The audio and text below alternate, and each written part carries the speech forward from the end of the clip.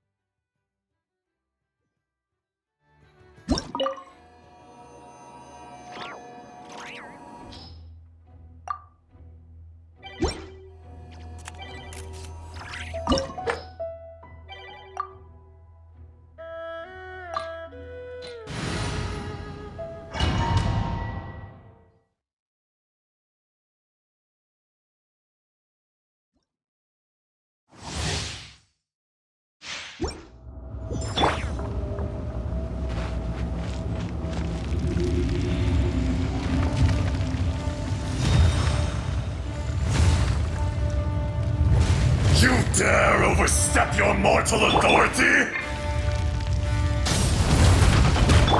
Strike a pose! Let's fly! Knock him down! Crumble! There is no atonement for 1,000-year pain!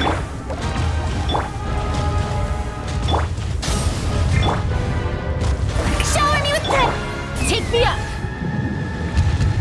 Today, you witness your reckoning!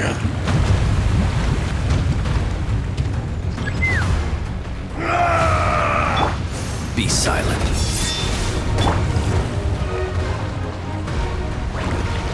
Strike a pose! Rise with the sun!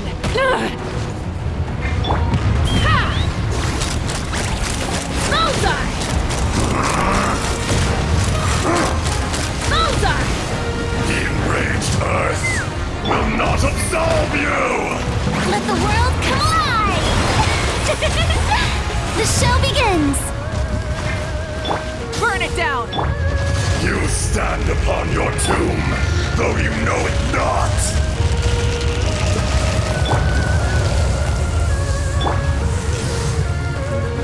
Come, experience an eon of suffering! Shower me with grit! Rise with the sun! Let's run! Open fire!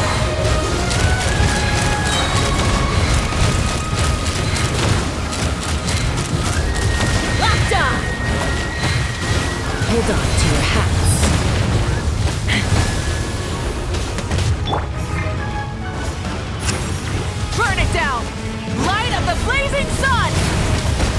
Close your eyes. I will not be destroyed.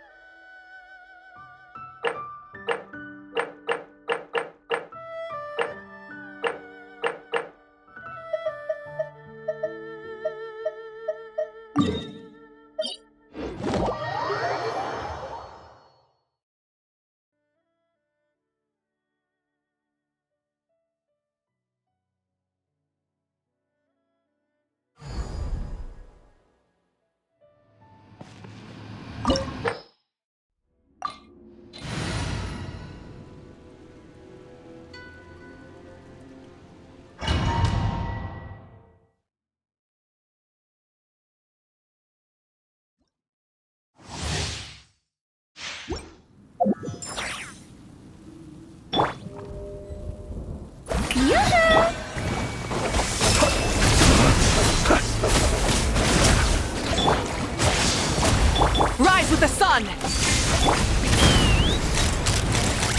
Lightning does not bend to the will of mortals. Open fire! Bullseye! Absurd! Breath from the sky! Illusions are but distractions. Rev the engine!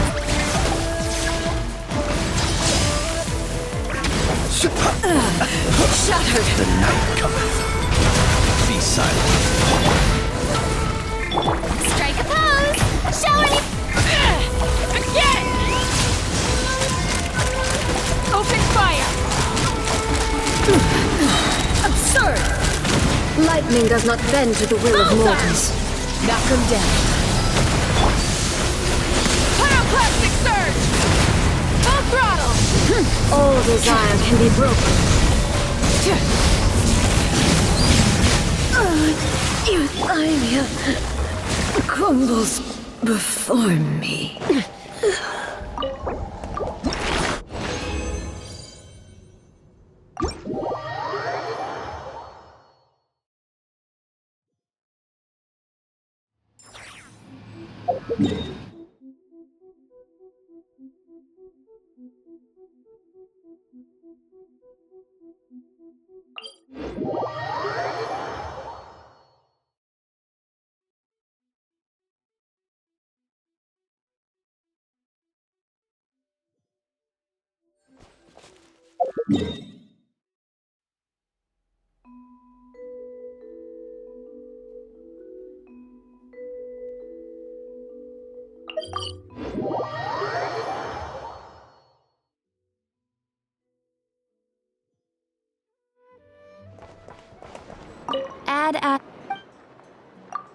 Thank you for... Add Astro...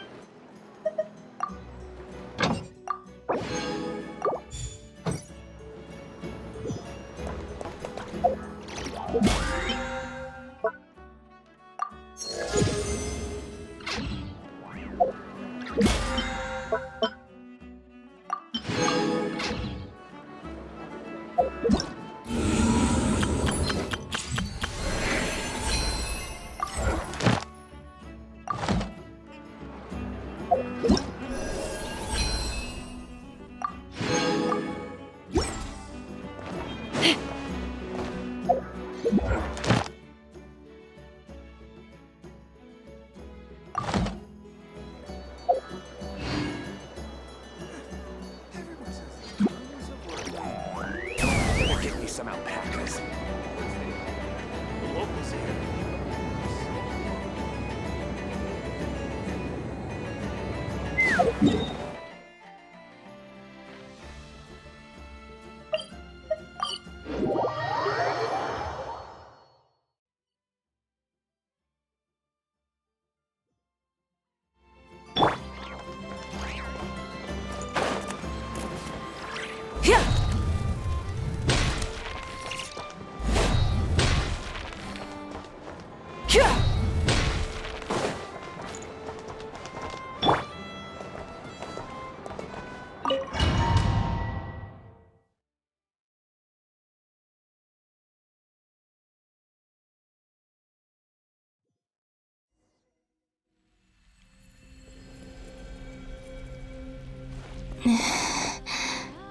Who are you? Call me Sonnet.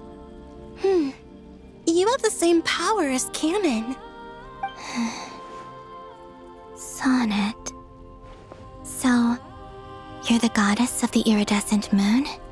Oh, goodness. You recognize me? Well then, what's your name? Columbina. Columbina Hyposelenia. Hyposelenia. What a lovely name. Did you choose it yourself? It was a joint effort between me and my friends. Friends? You mean your friends in the heavens? Huh? Oh, sorry. You must be exhausted. I apologize. Hang in there. Let me introduce you to my older sisters. Do you mean the other two moon goddesses? Arya and Canon? Wow, you sure know a lot. Hey, does that mean that our story goes on into the future? Oh, I guess that wasn't the best question to ask. It's all right. We were prepared for that possibility. You could say we were too prepared. I can't even remember how long my sisters and I have been here by this point. When did you get here? How long has it been? I can't say for sure, but it feels like it's been forever. I see. Are you feeling all right? You look a little unwell. I can hold out a while longer.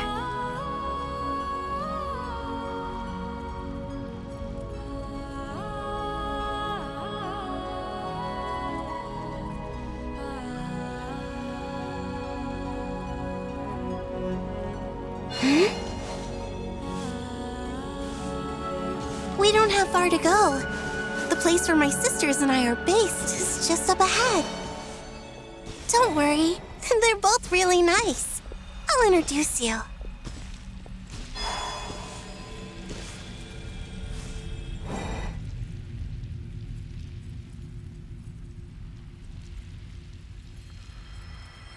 Sisters! I'm back! And look who I've brought with me.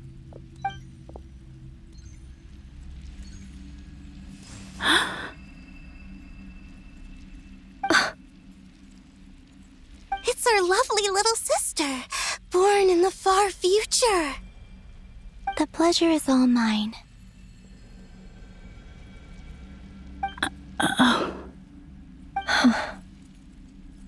Allow me to introduce you to Columbina Hyposelenia.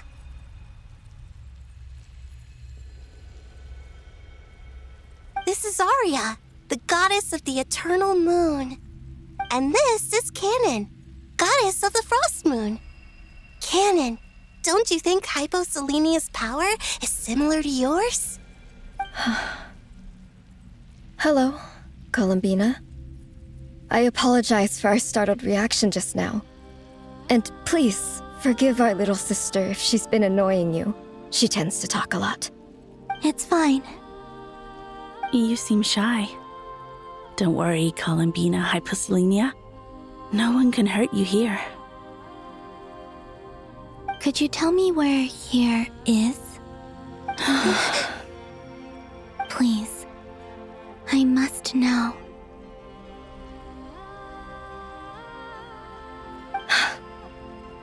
My dear sister, this is where Tevat's original ruler, the Dragon King Nibelung, imprisoned the moon goddesses.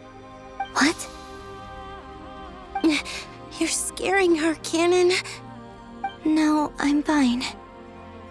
Please, continue. Nibelung, our original master, created us in the distant past to maintain Tevat. But he left this world and traveled into the dark universe beyond, to explore worlds vaster still. Day and night, we fulfilled our duty in the heavens, until the day that the first Descender arrived. The great ruler of the firmament. The heavenly principles. Is that what later generations call them? I see. But we did not reject them at first, nor did they seem to harbor ill intent towards this world. We coexisted in peace. They were like a guest in our home. Slowly, however, we came to realize that our guest had a growing desire to change and dominate the world. And you didn't stop it? No. There was an order to the rules they set up that Nibelung never taught us. We wanted to know if this order would bode good or ill for Tivat.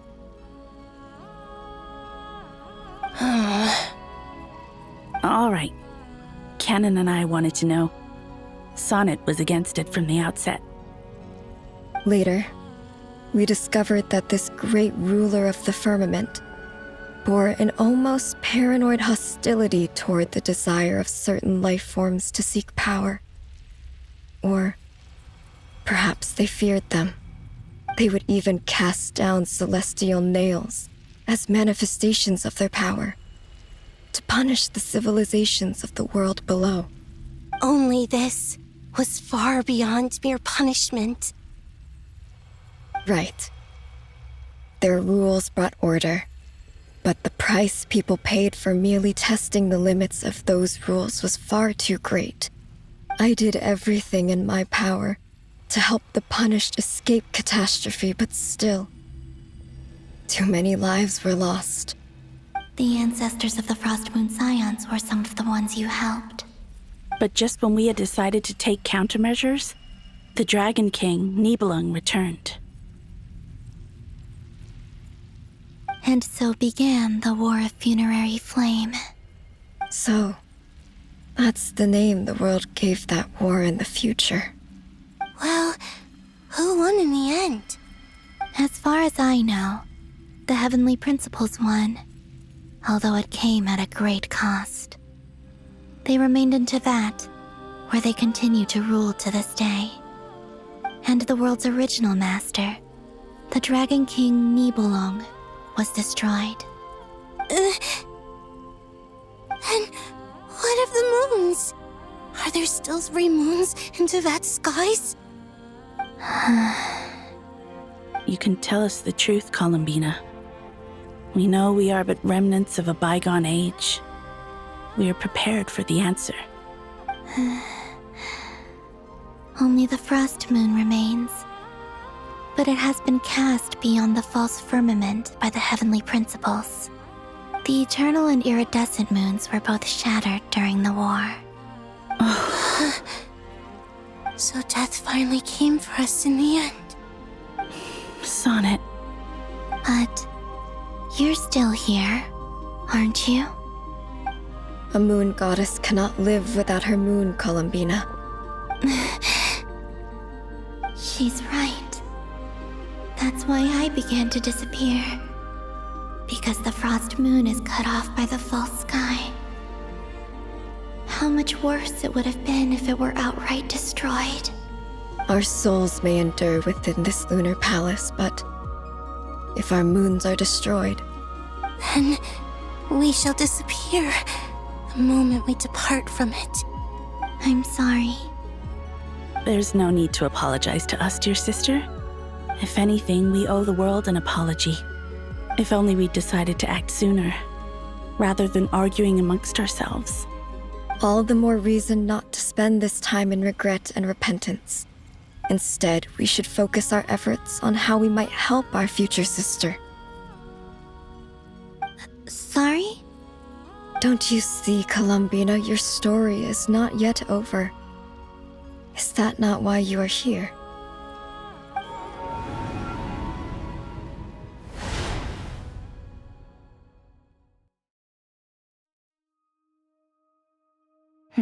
It's done. Initiate numerological array.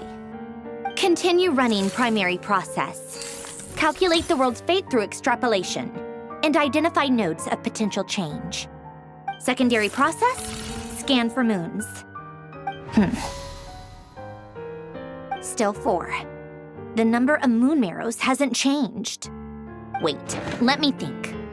Is it possible that there's something I've been misunderstanding about the moons all along? Variables. Variables in the world.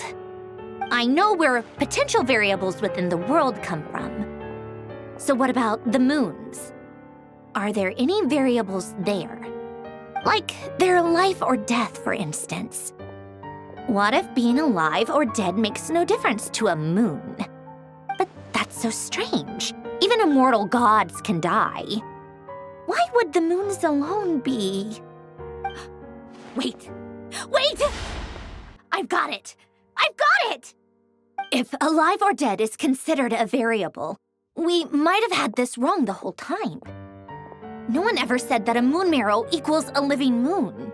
We just made that assumption ourselves. Initiate secondary process. Scan again. This time filtering out interfering perimeter, moon marrow. I don't care if they're natural or artificial. Get them out of my search results! Why? It says 3 moons still exist in Teyvat, even after excluding the moon marrows. But we know for a fact that 2 of them are dead. Redo the scan. Narrow the results to living moons and real moons. No, scrap that. Narrow it down to moons that have lunar authority and remain alive. Why? Why is it still 3? What is this, Columbina? Has the world lied to us? Or are you the one pulling the wool over our eyes?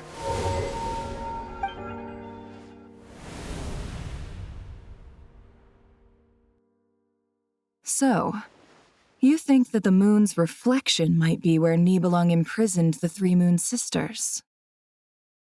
Yes, it would explain a lot, such as why that space would respond to a moon goddess's power, opening the moon gate at her command. It would also explain why Miss Columbina has been unable to leave, and why time flows in reverse there. In the messages she sent, Columbina promised us she'd find a way to return, but we have no way of knowing how, when, or where this might happen. The fact that she still has yet to reappear in this world indicates that returning from that place is no easy feat. We cannot afford to simply wait for her. So you're saying, if she could return by her own power alone, she would have done so long ago? Yes, she certainly wouldn't leave it to this late stage when it's so touch and go. I've been giving this some thought, and I've come to believe that Luana's Har might be an anchor that she left behind, as a sort of future waypoint. This could also explain why Luana's Har is always by the traveler's side. Sounds like a plausible theory. If that's the case, there must be some criteria we need to fulfill to allow Columbina to return to the present. The question is, what could they be?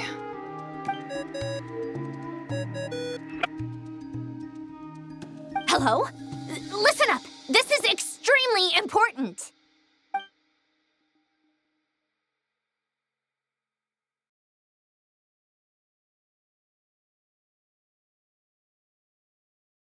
Not only is Columbina alive, but she may well exist in a form unimaginable to us. I'm still unclear on the details, but she's done something truly inconceivable in the past. And the clue to what she's done lies in the moon and Teyvat sky. Truly amazing. Oh, I'm so delighted for her. I'm sure we all feel the same. And I'm sure Columbina is ready to get back here and fight by our side. I'll keep my calculations going and try to find some way of coordinating with her. But that's not an excuse for everyone else to slack off, okay? All of you had better keep trying to think of solutions. How can the dead moon still live? And Luanatar?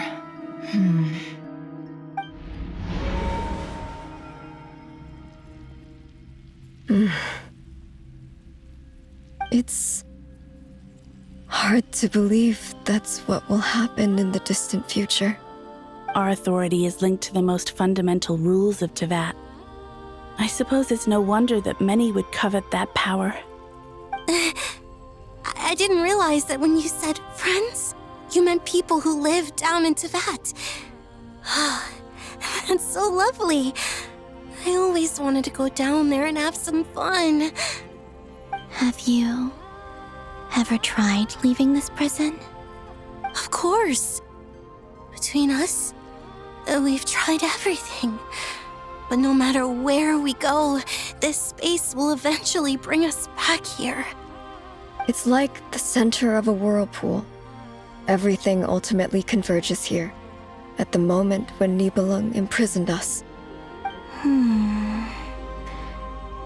In that case, have you tried using any of those pathways that connect this space to the real world?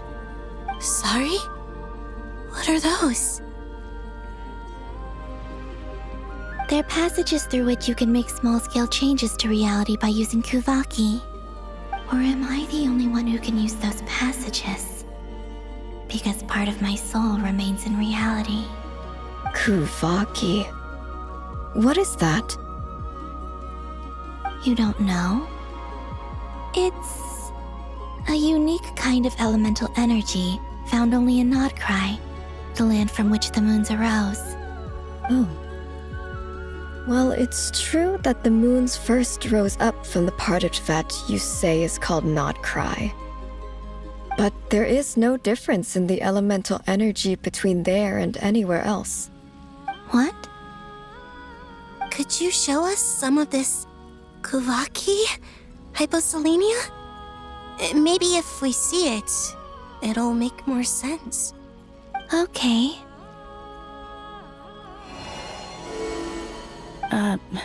Isn't that just your power? What? But it's everywhere in Nodcry. In the air, in the land. Even the creatures who live there have adapted to its influence. How curious. This Kuvaki certainly did not exist anywhere in the world before we were imprisoned. Let alone influence living creatures. So, how exactly does it affect them anyway? Can they float in the air like us? This is so strange. Why would their reality differ so much from mine? Columbina, you're looking for more than just a way out of here, aren't you? Yes. If I am to help my friends, I will need trilunar authority on par with that of our foe. You mean... you'll need our power? This sounds extremely risky. The Three Moons' powers are not mutually compatible. Concentrating them into one goddess will be a very painful process. And if anything goes wrong, it could tear you to pieces. I know. But I'm willing to take that risk. Even so, let's say we successfully transfer our authority to you. How will you take it outside this prison?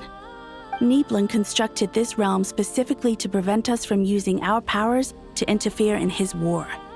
No moon goddess can leave this place alive. What if I don't leave alive?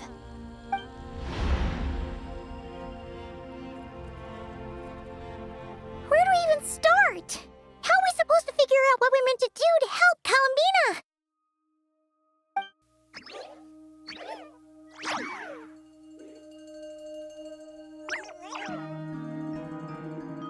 Columbina? What do you need from us? If she really got to the beginning of time in there, how do you think she'd leave us a message?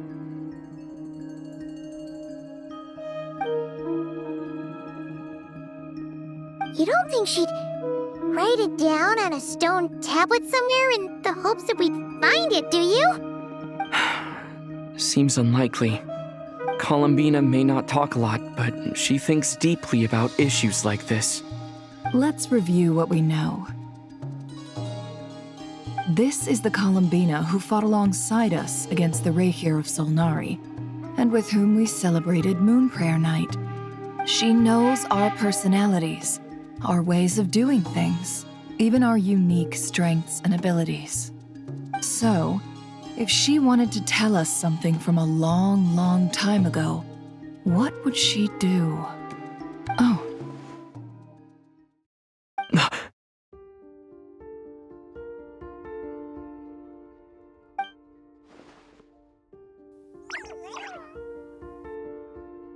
Traveler, you once said that those golden ripples also appeared when Luanatar was born.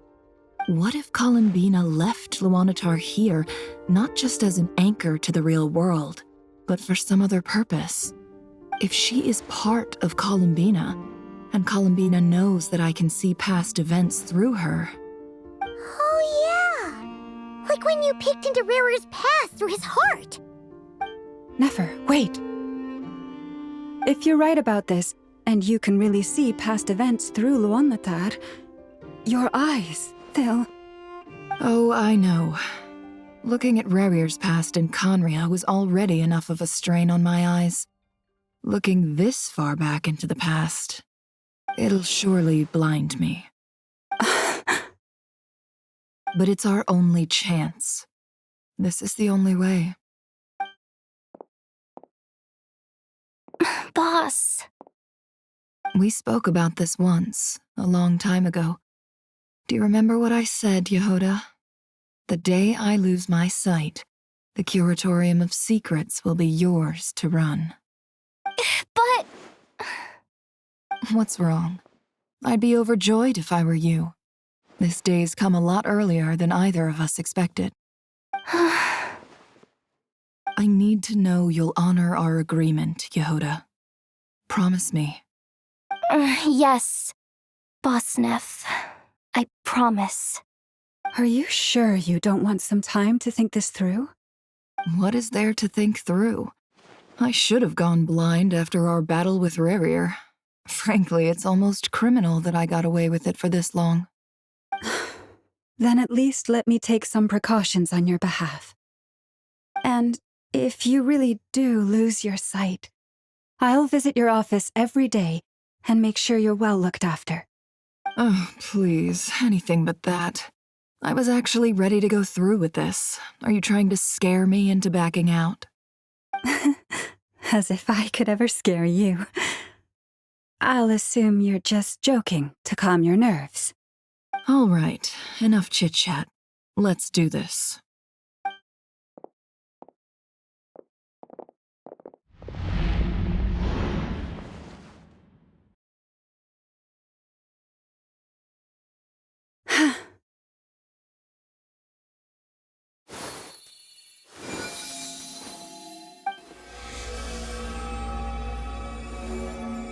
All done. Good. Now give me some space.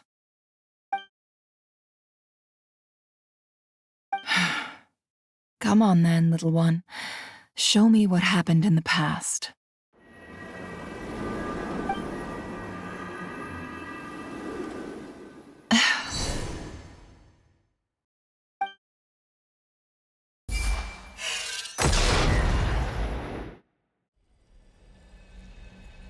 Between the Trilunar Authority, Kuvaki, and the soul-surviving moon, the Frost Moon, I think I might know how to get back.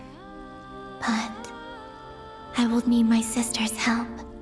Time to go talk it over with them.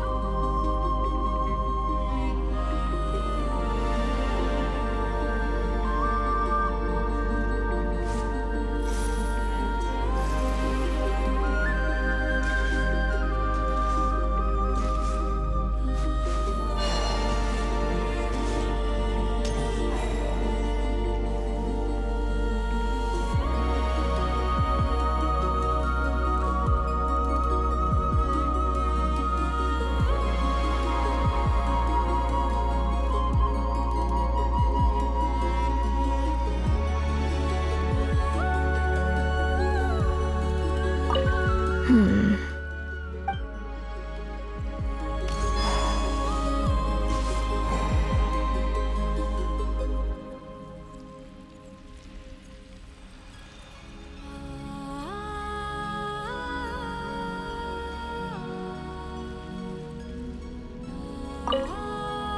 seems you have reached a decision. I'm all ears. What do you propose?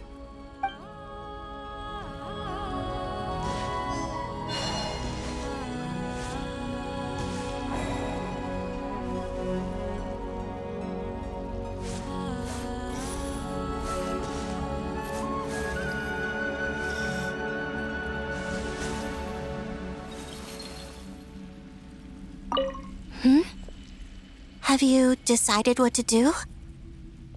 I hope it's not too dangerous. You really scared me when you said that thing about not leaving here alive. Come on, let's go find the other two.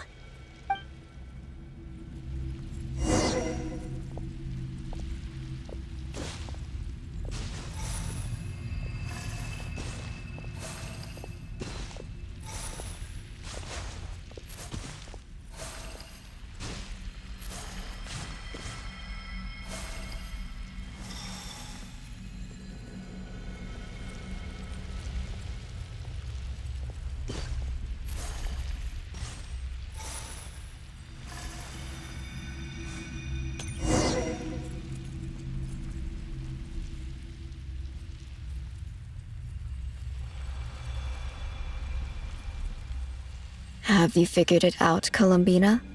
Tell us, how do you plan to leave this place? I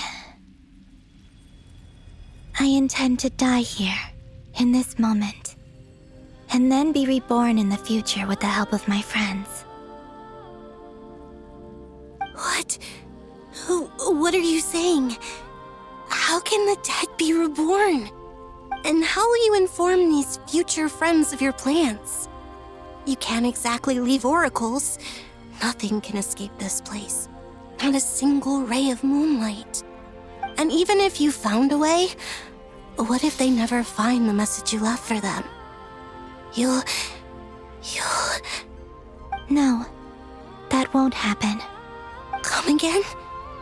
They will find my message. I'm sure of it. I'm not following.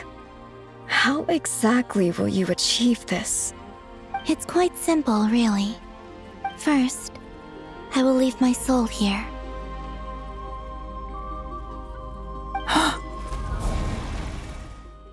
I see it. Your soul? You mean your divinity? Yes.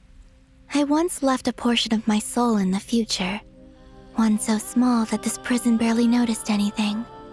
In this very moment, she can resonate with my soul across time. When the time comes, I believe that she can serve as an anchor to pull my soul from here back to the future reality. Just as gravity connects the world to the moon. Exactly. In the future, where I came from, the moon has been cast beyond the false sky, but I can still feel that it is there. In a similar way, I can feel a connection to the soul fragment I left behind even now. My friends can use it to detect my presence. But how do you just leave your soul here? Is that even possible? On my way here, I met an ordinary mortal who entered this place long before I did. Her body is long gone, but her soul remains.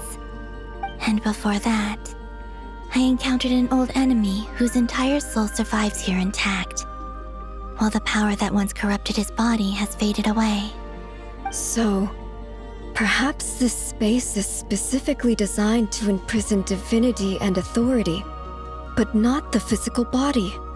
Still, even if your body can escape, would it not just be a lifeless husk without the soul inside? Wait, is that what you meant when you said you wouldn't leave alive? Yes. I shall turn my body into moonlight and pour it over Nodcry. That power shall protect the land and quietly blend into it, awaiting my soul's return in the future. However, I cannot do this on my strength alone. I would need your help to do this, so I'm humbly asking for your assistance. Oh, dear sister, you need not be so formal. As I said before, we are but remnants of a bygone age. You, on the other hand, were born alone in that distant future, and you have walked a long and lonesome road since then. How could I bear to let your story end here in this dungeon? Don't forget, we are your sisters, your family.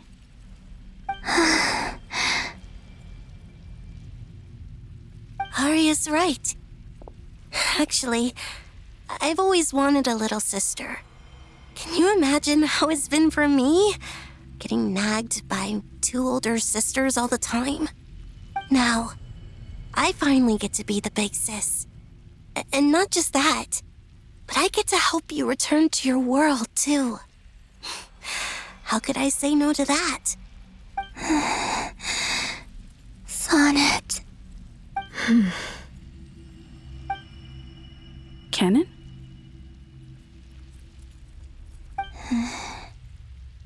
I'm sorry. I know this is a bold request. The Frost Moon is rightfully yours, and it remains intact. Oh, no, please, don't misunderstand me, Columbina. I was just thinking back on the years that the 3 of us once spent together.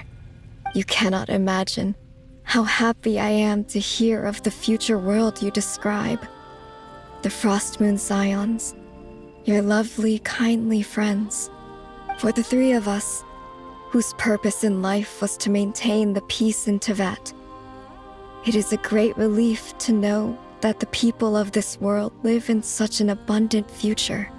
If your plan can save them, and save Notcry, I will gladly give you all that I can. Besides, the 3 of us have been together since the day we were born.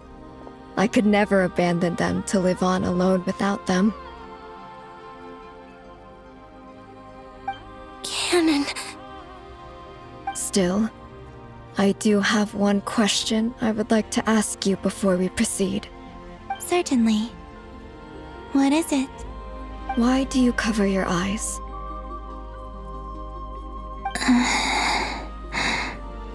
Yeah, I was curious about that too. But it seemed personal, so I didn't want to intrude.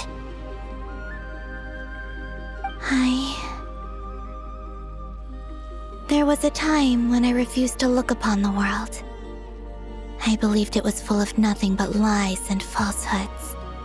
I wished to hide my feelings, seal my heart, until I could return to my true home. I see.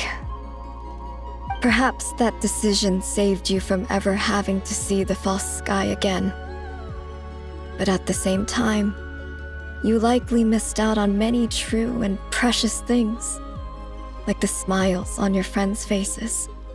Promise me this, Columbina.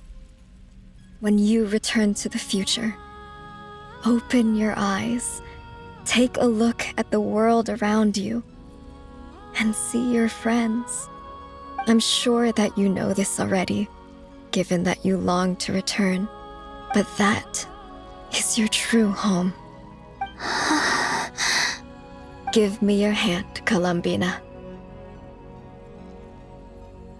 Arya, Sonnet, you too. Okay. All right.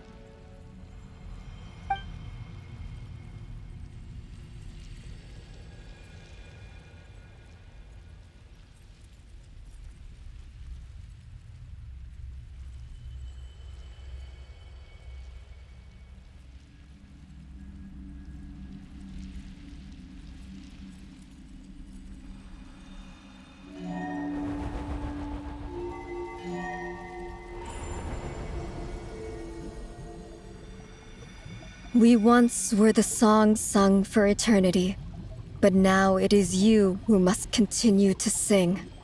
We once were the tides in the great river of time, but now we subside, and you arise. We were the messengers of madness and inspiration. But now, the lies have faded, and your truth must endure. We are souls awaiting the sun. You must return to be with those who smile when they see your face.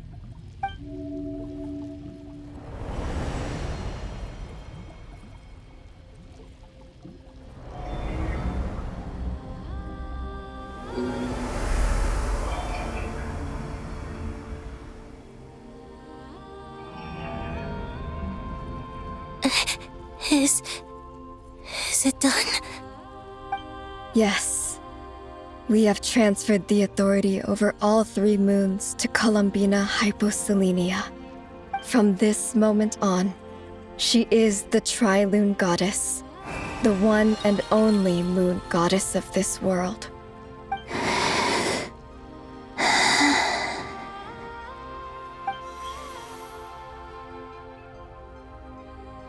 Thank you. Thank you, my sisters. Now go, and do what you believe is right, Columbina Hyposelenia. Be aware that we cannot grant you the power of the 3 moons beyond these prison walls. The conflict that arose over their remains following our disappearance will still take place. I understand. Sisters, oh, my body. It feels... Now that we have given up our power and authority, our bodies are merely mortal shells. This prison is dissolving them as we speak. It's okay, Sonnet. The end must come for every god, just as it does for every human. That's all this is. The final destination of our lives. Canon and I will be by your side the whole way. We have one final request, Columbina. Could you use the 3 moons' power to send us back into the real world? Now that we have lost our powers, I doubt this space will seek to hold us further. It's just... we would like to spend our final moments together in the only place we ever called home. Of course. Gladly.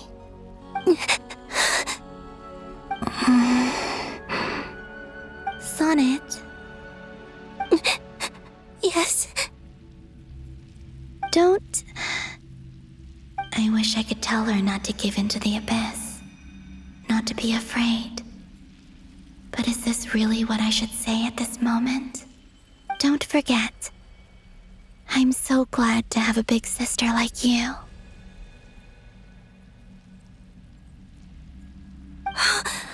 No, Hypo. Thank you. I'm okay. I'm not afraid. As long as my sisters are with me, I won't be afraid.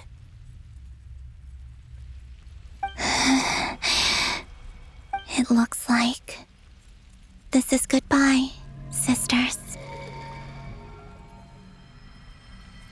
Goodbye, Columbina. Take care of this world in our stead. I will.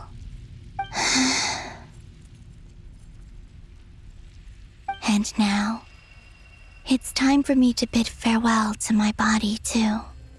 May it become the moonlight that keeps Nodcry company through the long years ahead. So this is why Nodcry was not always home to Kuvaki. It only appeared after I poured my body out upon this land, and only this land. Kuvaki responds to me because it is me, my body, answering the call of my soul.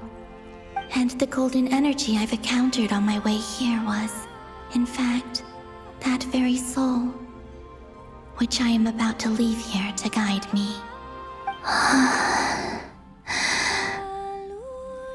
O power Tri-Lune, eternal moonlight. I, Columbina Hyposelenia, lay aside my body. Let it be cast into the dark night to illuminate the future. May it be a companion to all who dwell beneath the moon.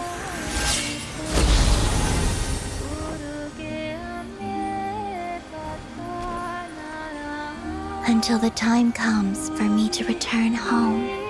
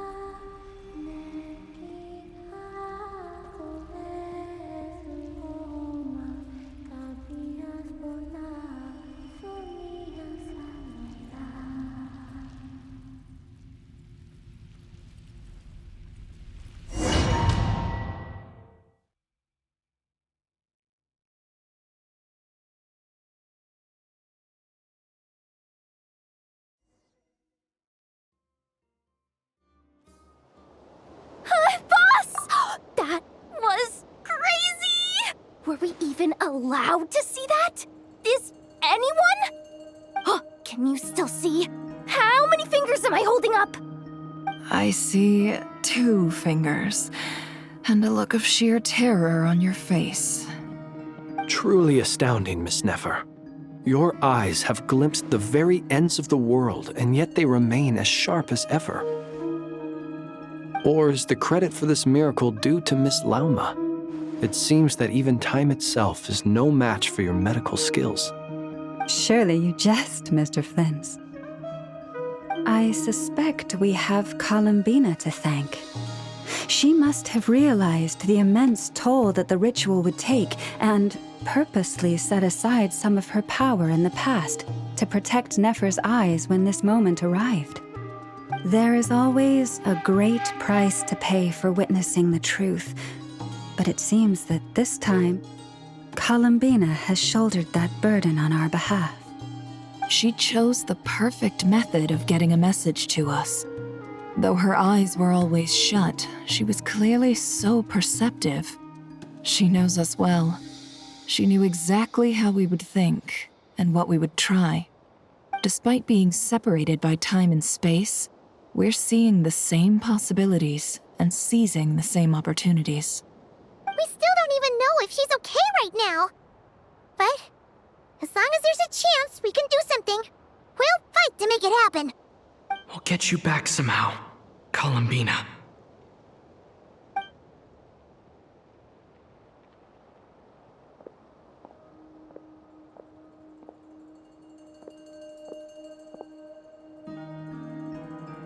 Well, based on the information we now have, let's figure out our next moves. Thanks to these gentlemen, we have a much clearer picture of the situation with Dottore.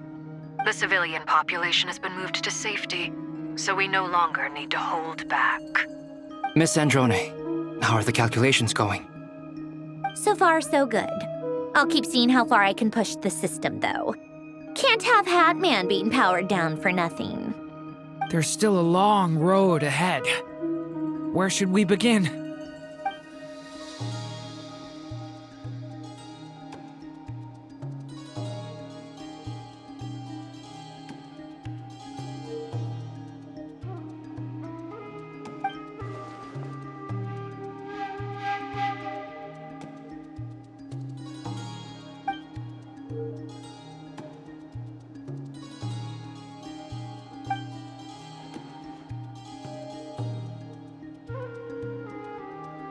Our plan is clear. Time is short, so let's get moving. There's just never enough time, is there? Time is the bane of my existence. Ugh. gonna get back to work. All right, we'll do our part too. Yeah.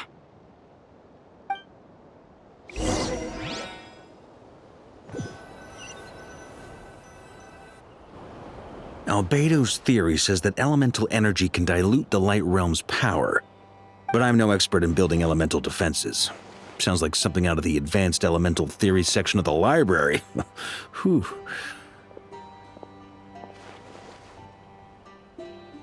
You seem quite troubled. Well, yeah. I mean, who doesn't get a little flustered when they're completely out of their depth? You were the very picture of confidence back when you approached the Hexen Circle. Eh, I could have been faking it through that whole meeting for all you know. Who's to say I'm not just a ball of nerves in a charming and gregarious package? Oh gosh, really?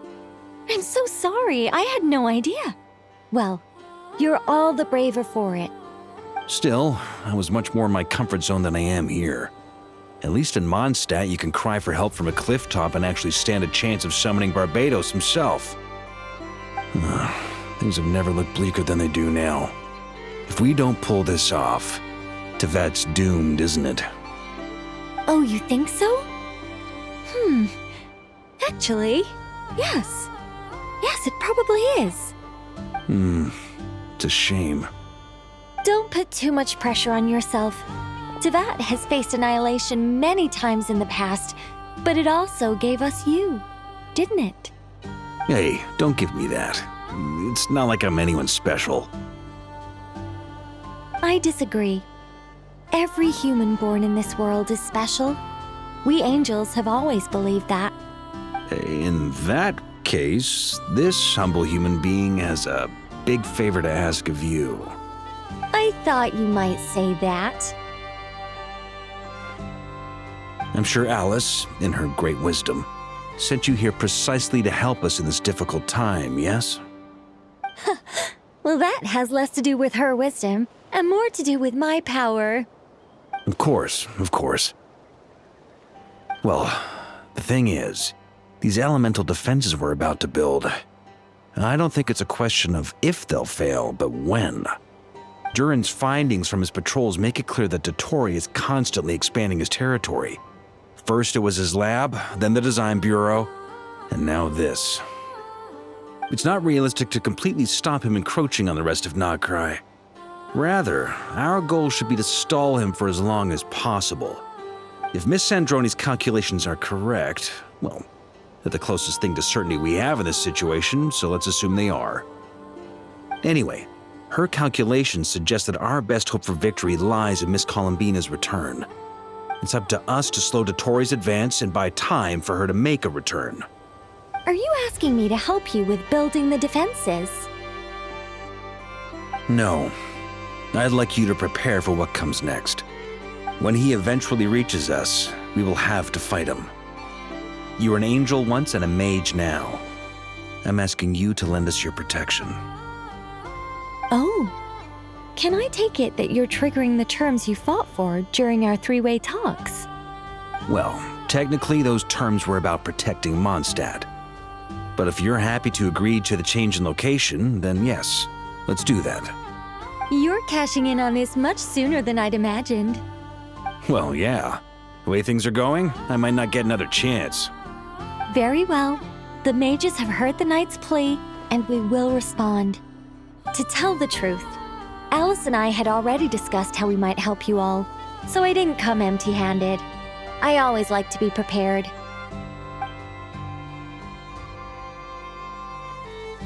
This is... wow. Yeah.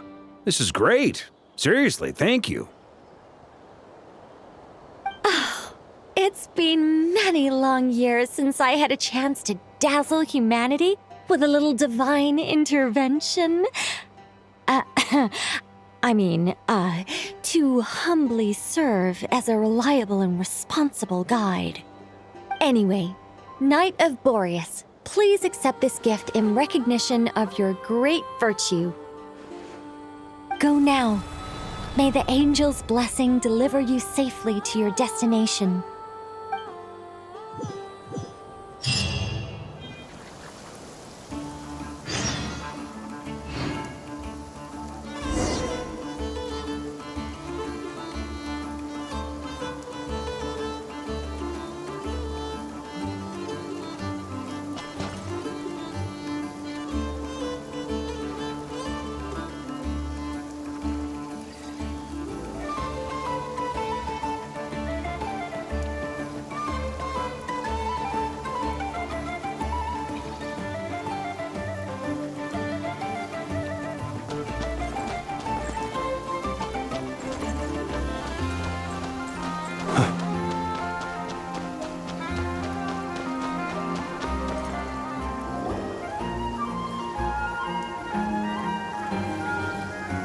hear here.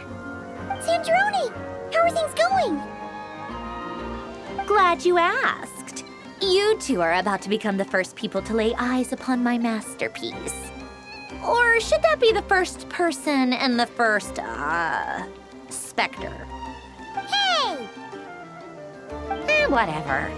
Come, feast your eyes on this. Wow! We've never seen something like this before! This meter displays the progress of my formula. Currently, it's still making the most important connections. Once it's finished running, I'll deliver it right to your side. And then, we can finally bring Columbina back. What do you mean, deliver it? Can't you just tell us over the Dodo communication device? It'll just be some numbers, right? Ugh, you're such a greenhorn. This isn't the kind of formula you solve in math class. It's a highly complex algorithm capable of constructing a framework of rules. Ugh, whatever. We'll be here all day if I start trying to explain it. All you need to know is the formula must be completed before we can bring Columbina back. I'll share the data with you. Nicole's agreed to let me use her information channel, so we just need to use the Dodo communication device like so. And there. Now you can check in on my progress. Wow! Look at that! You're amazing, Sandrone! About time you recognized my genius. Took you long enough. Anyway, that's all for me. You should check on the others if you have time.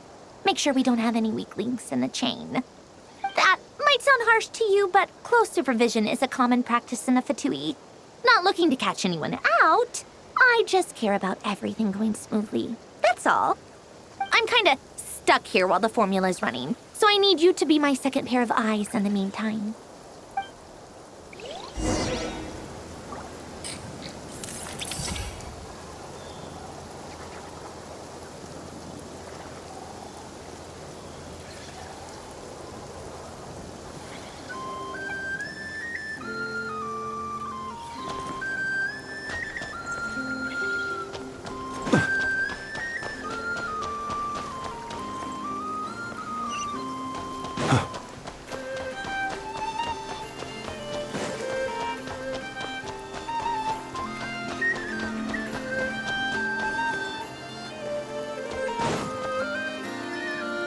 Thankfully, Miss Nicole has come to our aid. Nasha Town is now looking very well defended. Golden Flame. Yes, that's Nicole's power, all right. Based on the latest message from Grandmaster Varka, it sounds like they've reached an agreement. The situation should be more stable with her assistance. Everyone will have at least some degree of protection. Albedo! Durin! Hello there, you two. Are you well rested? That's good to hear. As per the plan, Albedo and I will be in charge of Nasha Town. As Dotori's energy field expands, it's creeping ever closer in that direction. But we will do our best to hold our position. We fought side by side many times before, and always with great success. I believe this time will be no different. So don't worry about us. Focus on fighting Dottore.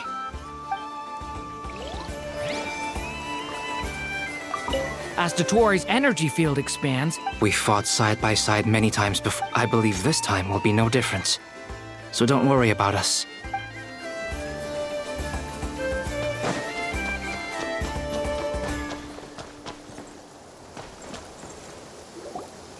Yes, Miss Moonchanter?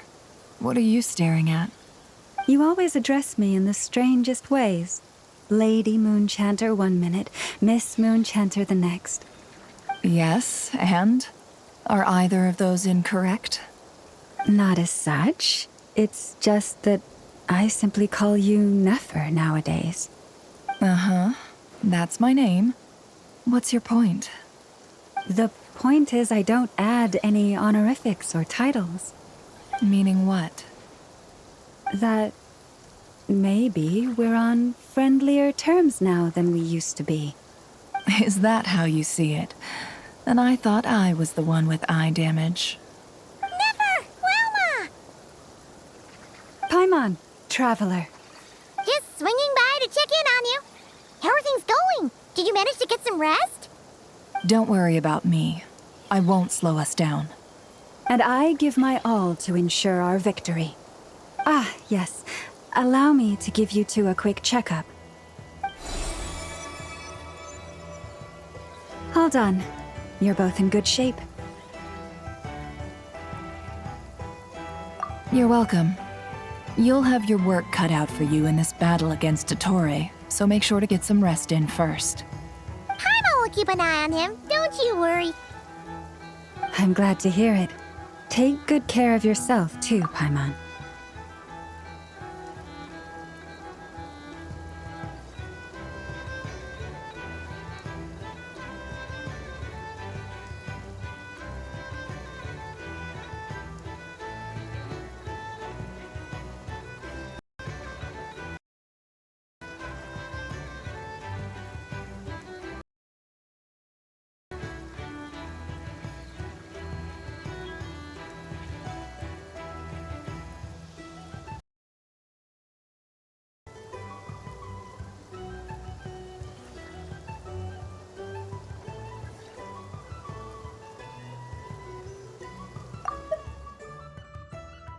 I'm glad to hear it. Take good care of yourself too, Paimon. Sure thing!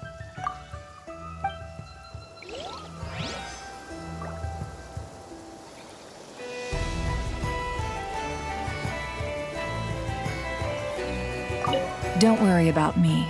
I won't slow us down. And I give my all to ensure our victory.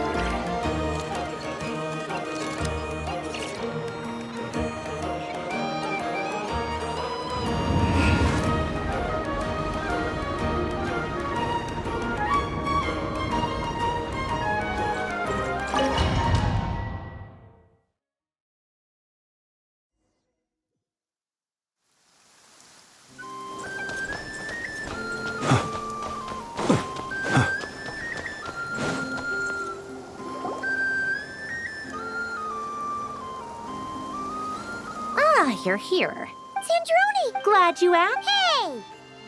Whatever. Wow! Wait, This meter just once it's finished. what do you mean? Whatever. I'll share the data. There. Wow! Look at that! About time. Anyway, that might. I'm kind of stuck here while the formula's running, so I need you to be my second pair of eyes in the meantime.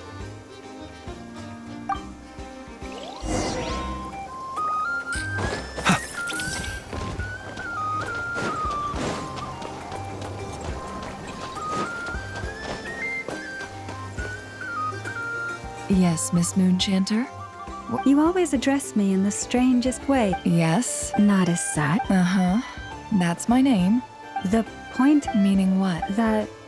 Is that how you... Never! Wilma! Paimon, His swinging back? Don't worry about me. and I give my... yes.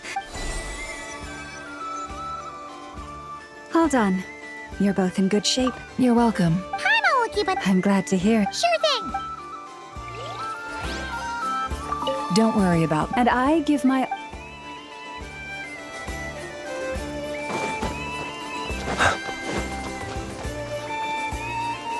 Thankfully, Golden Flame. Based on the latest, the situation. Albedo! Duran! hello there. Are you well rested? That's good to hear. As per the plan, as Dotori's... We fought I believe this time.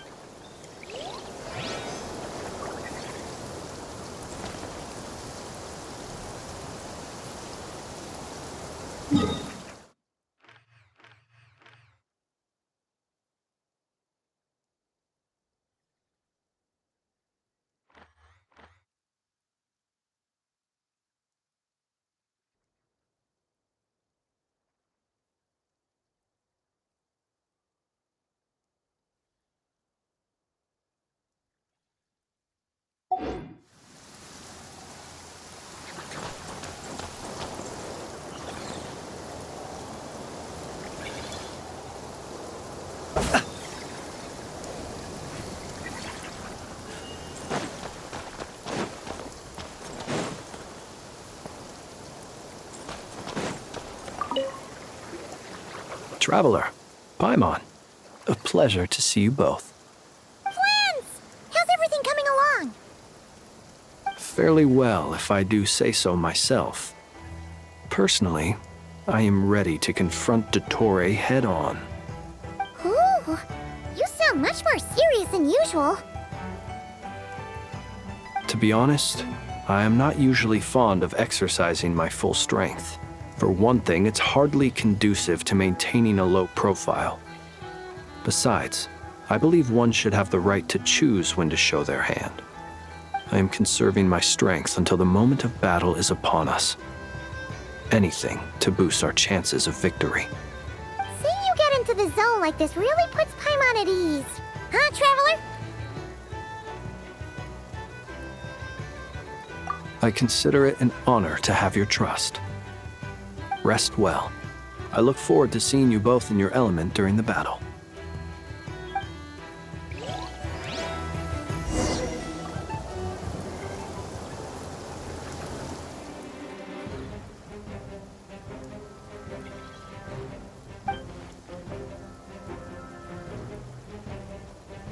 Here they come. That's quite a horde. As we expected. Get ready, everyone. Take your positions and prepare to engage. Let's begin. I'm at the ready.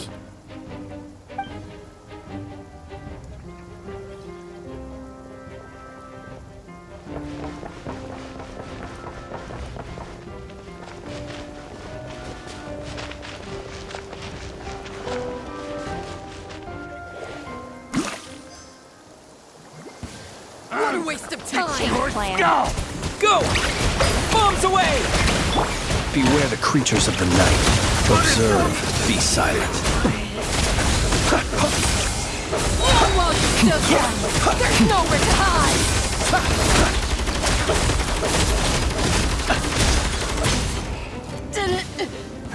Another one! Bye! Go! Close your eyes. Night falls.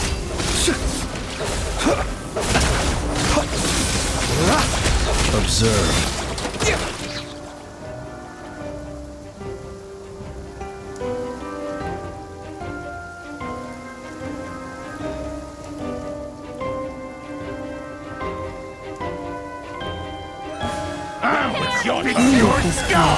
It all adds up. These creatures cannot stand against us. Oh, fighting talk. Just don't let your guard down. That goes without saying. I'm hardly the risk taker in this group. Excuse me?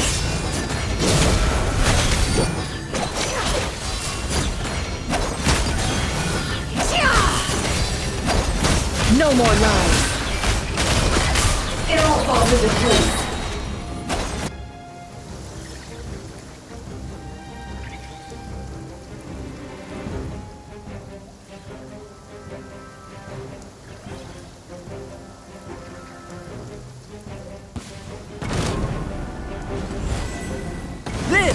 Moments of birth. Stay back! K! Burst forth. Ha! Ha! That was easier than I thought. Naturally. What do you mean? Is it because as...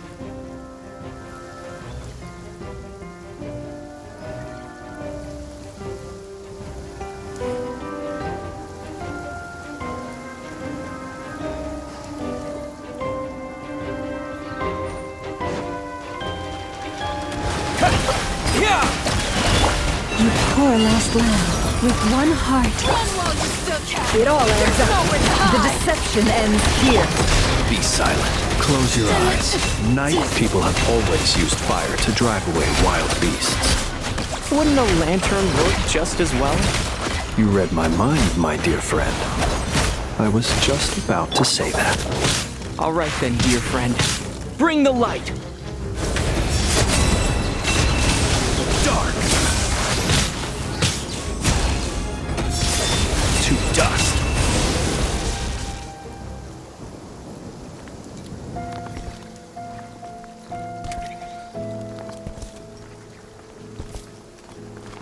You're looking well. I trust you've had a good couple of days. Dottore. It's actually a good thing, in my view. If the subjects of my experiment were to die prematurely, it would throw quite a wrench in the works. And so, I must thank you all for your resilience. We are no longer on the same level, but you are nonetheless worthy of my respect. A creator god should be merciful and gracious after all. And in any case, it is only right that before I end your lives, the world is informed of the arrival of their new god.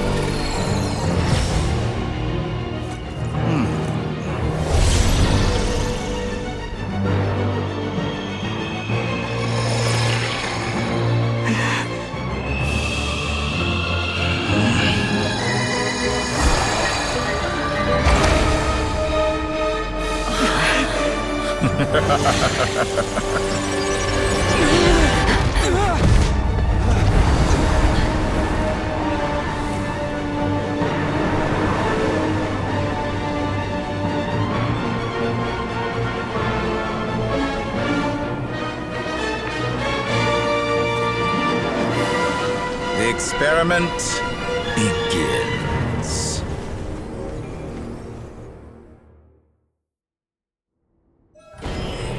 With the marrow of the three moons in my hand, behold the false moons fall!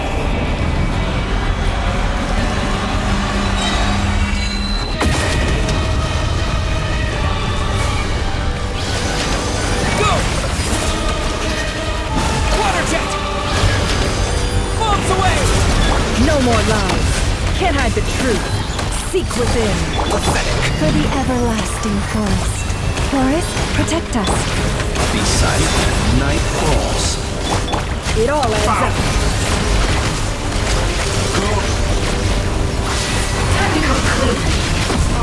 And here I thought you dodged that.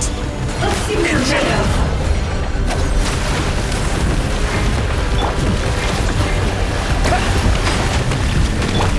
No more lies. Receive my blessing. Observe. Be silent. First, like an ant in my palm.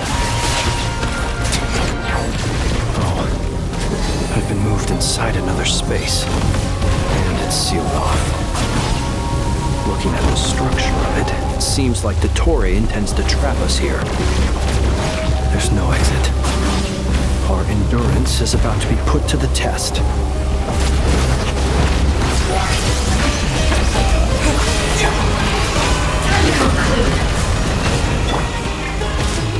Moon's remnant.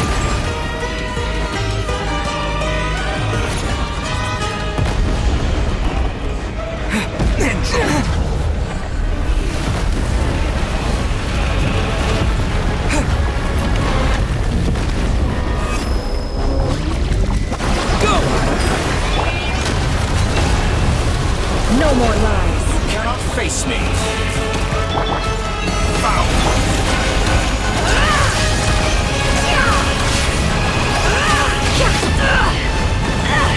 It all adds up.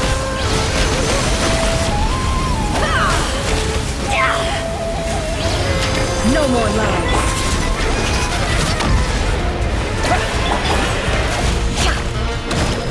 With the marrow of the three winds in my hand, behold the false moon's fall!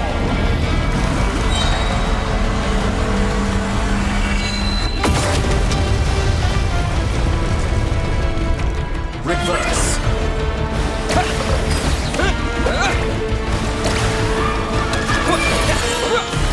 Tell me, where will you try scurrying off to next? Looks like Dottore has opted for a divide and conquer strategy. But we will not allow him to triumph. Now, I shall pray for our victory.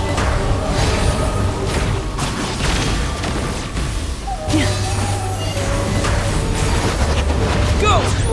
Entropy bends to me! Can't hide the truth.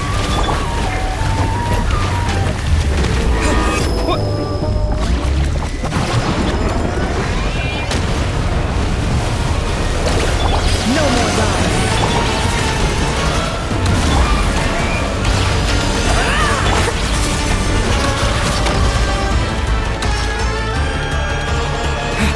Be shackled! It all adds up. Let's see what you're made of.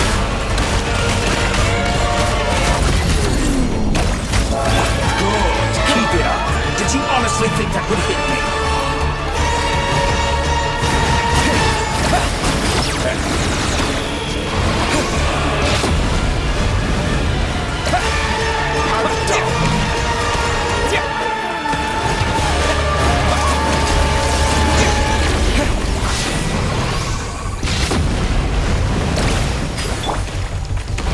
No Be more lies. annihilated. That It which all cannot adds up. stand against me. What's this supposed to be? A knockoff version of the space Columbiana got trapped in? There really is no way out. We'll see about that, Dottore.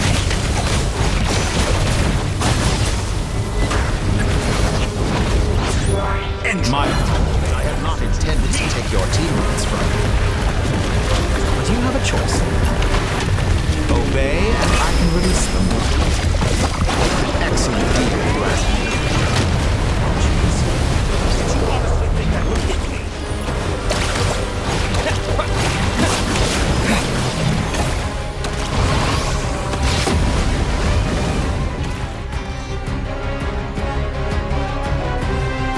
I'm aware you've been working on some little tricks to surprise me with, but it appears that none of them have come to fruition. My guess would be that you're trying to bring Columbina back. But then, where is Sandrone? Or are you trying to buy time for her? I always found their friendship to be a curious phenomenon. Two highly incongruent personalities, and yet they share a deep connection. Speaking of Columbina, I once saw her as like a younger sister. We got along quite amicably while she was with the Fatui. But then one day she suddenly decided she would refuse to take part in any further experiments. To this day, I truly don't understand what I could have done to upset her so much. It's such a pity. I could have had a sister, a family. But alas, she grew to dislike me. You're not fit to be family to her. That I can't deny. So many people, all obsessed with playing out the same tired old dramas. This world is rotten to the core. And then there's you. You had every opportunity to reach the right conclusion. The thought of killing you off like this?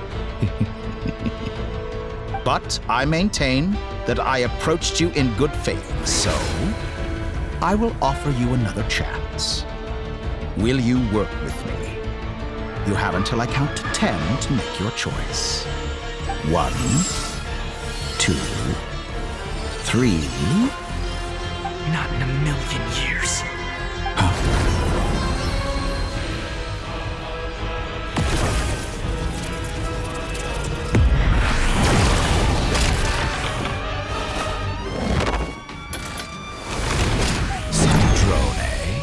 What a pleasant surprise. I didn't think you'd join us all the way up here. You're as sick and twisted as ever. Don't fool yourself into thinking anyone's grateful for the chances you're offering them. Sandrone? But the formula hasn't finished running yet. Funnily enough, I was just discussing a collaboration opportunity with the Traveler, and then I see you, who I must say is a good example of an opportunity gone to waste. Gone to waste? I said that everyone would get one chance, and you've used yours to march right back into the lion's den. So yes, it's an utterly wasted opportunity. And what makes you think I believe a word that comes out of your mouth? I was planning on disposing of your little formula after wrapping up more urgent business here. But since you've taken the trouble of serving it to me on a silver platter, I can simply bring it forward in the schedule.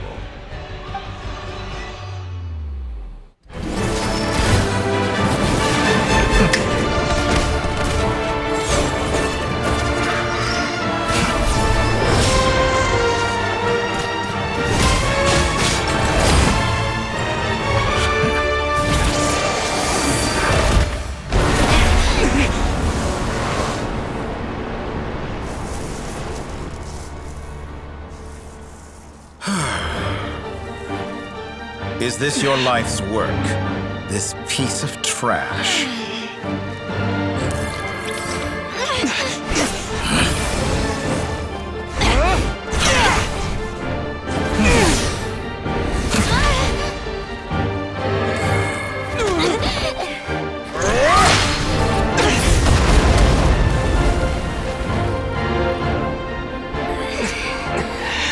Your formula runs too slowly, Sandrone. You put your hope for success on others instead of fighting dirty. That is why you have failed. Now, whom should I slay first? Any volunteers? No one? How nice of you to leave the decision to me.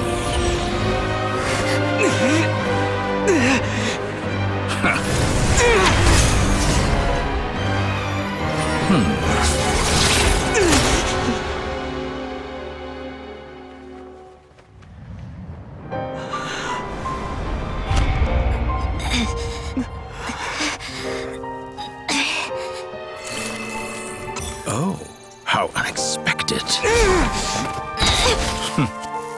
Sandrone, any last words for me, comrade?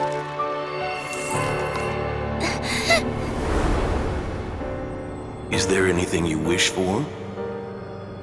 Not really. But I've always known what I don't want. Go to hell, Dottore.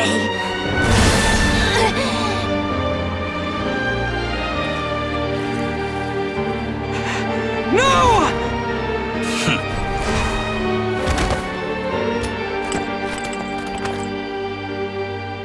And now, you have failed.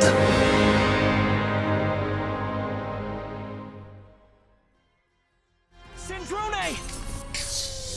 Now you see how fragile mechanical contraptions are. Just a gentle tap, and they fall to pieces. However keen of an inventor Sandrone may have been, her death spells the end of the formula that was running inside her body. Of course, I have to commend her for making it this far. As her colleague, I have to admire her stubborn tenacity. Now, it is time for you to take your place by my side. My count was interrupted, but the second chance I extended to you still stands. Once again, you are welcome to join me. By now, I'm sure you have gained a greater appreciation for the power and authority I wield. What is stopping you from embracing a new world of endless possibilities? Not in the mood to talk? As you wish. You seem less talkative than usual today. I'll change the topic to something more apropos.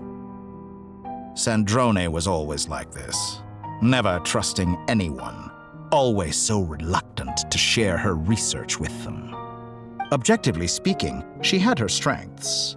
It is remarkable how she extracted and even optimized the world formula from so much data. But her inability to trust was her undoing.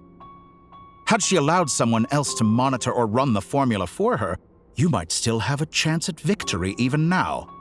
But regrettably, she was a stubborn fool. As much as it pains me, she had to go. Dottore, maybe this is news to you, but people can change. Columbina surprised you when she escaped. And I think Sandrone would surprise you too. Change? You can twist the truth however you want, but I see it clear as day. You're the one who can't trust other people. Is that how you see me? By this point, what can you hope to do about it?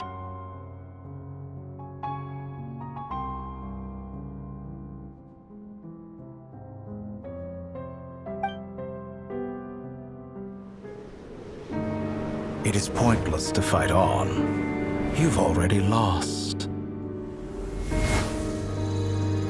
Wrong. You can't win this, Dottore.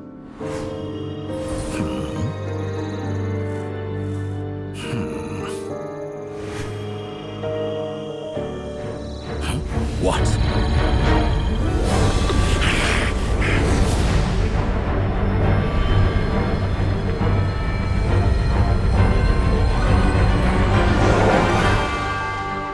My formula can get us 90% of the way. It will connect you to Columbina. Then, I will bring the formula's output to the Traveler's side. For the last 10%, do whatever it takes. Just bring the moon down.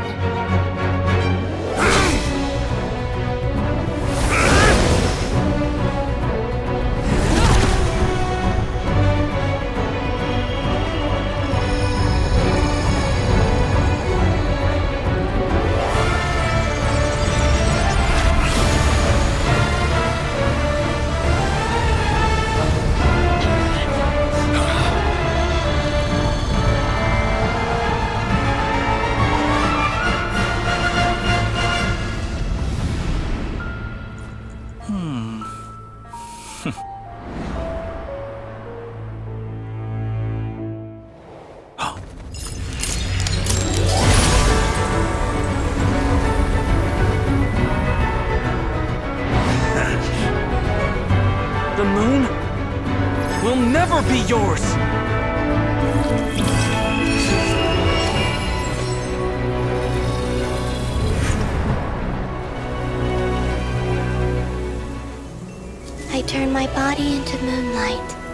pour it over Nodcry. My soul, I leave here to inform my future friends. Lastly, I will hide the Trilune Authority within the Frost Moon. And when my body, soul, and authority are reunited, finally... Columbina!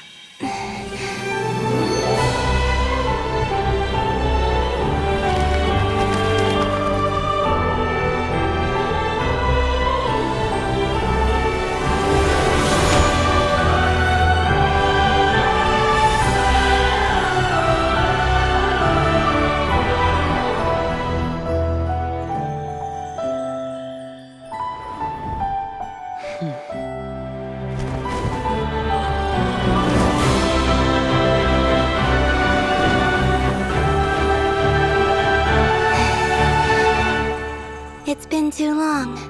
I'm back.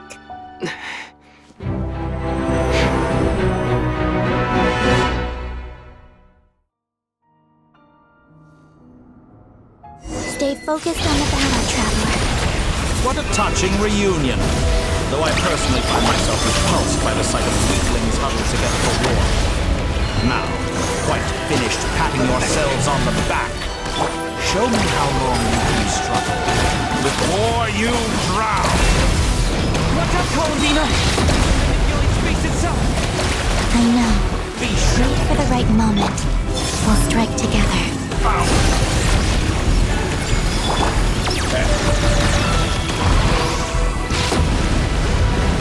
Go!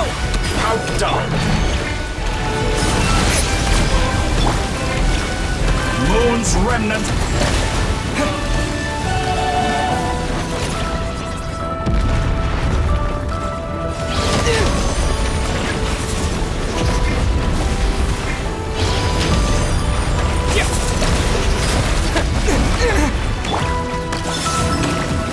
Did you honestly think that would hit me?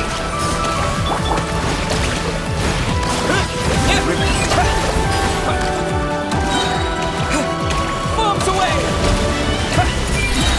Enough! The first, like an ant in my palm.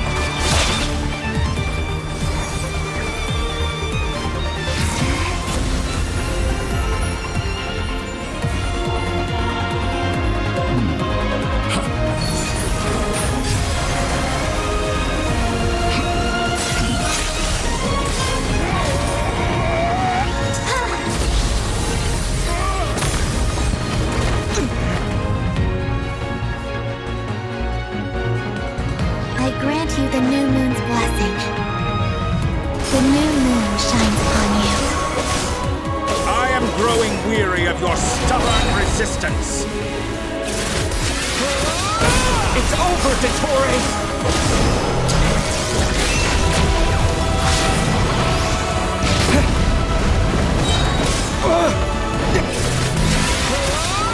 Time to pick. No longer must the world cower in the cold night.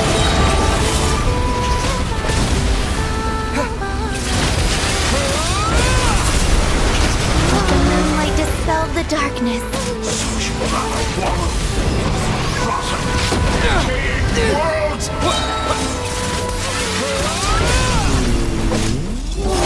Everlasting as the moon. Shape the new world. Only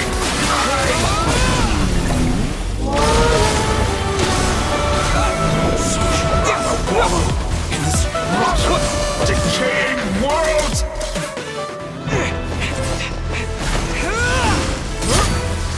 Willfully blind. How can you be so satisfied with your fate?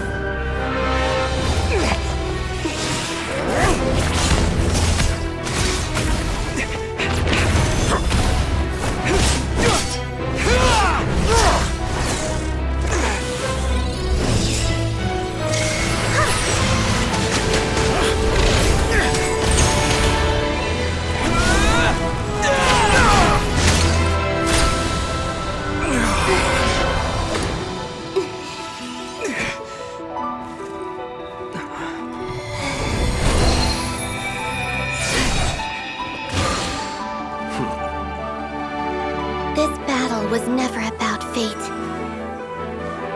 It's about friends, family, and the home you stole from them. So dull. Only the weak rely on each other for comfort. You shall see. Once I transcend fate, you will be nothing but fodder for my grand experiment! That will never happen.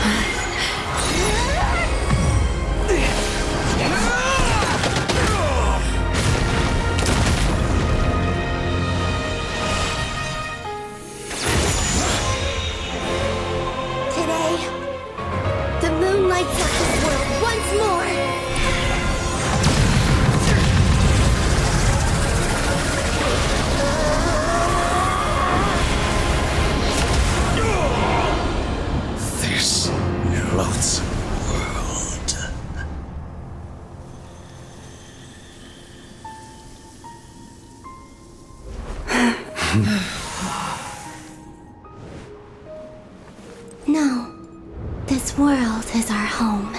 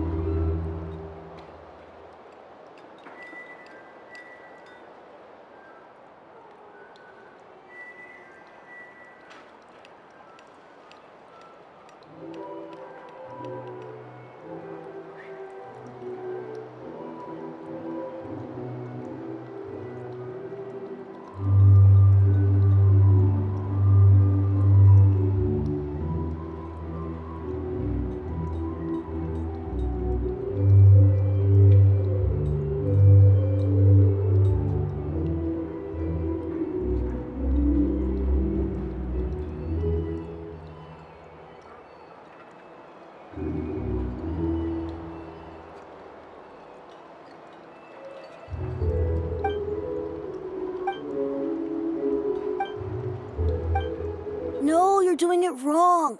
The moon looks like this now. What are you drawing, children? The new moon, Mom! It looks different than before, doesn't it? Also... Can I go buy a sugar sculpture today? Please? Just one? All right. I suppose today is a special day after all. Almost like a festival. Extra, extra! Get the latest Nasha Express here! Post-disaster report! Nasha Town reborn beneath a new moon! The voyage begins today! The future looks bright thanks to the League. Want a copy? I knew things would be different, but I didn't think that would include the moon. They say a new moon goddess has been born. A new moon goddess? Who's saying that? The Frost Moon Scions? I guess so. I'm not too clued up on the details. As far as I'm concerned, the moon's still in the sky and it's business as usual. Hey, since we've come all this way, shall we grab ourselves a free meal while we're here? Are you a convert now? Or are you just here for the free lunch? Oh, come on, what does it matter? After everything we've all just been through? That smells good. All right, that's it. I'm hungry. Time to eat. Come on! We gotta get there early, or there won't be any good spots left! Shh, keep it down. This is a residential area. What if people are still sleeping?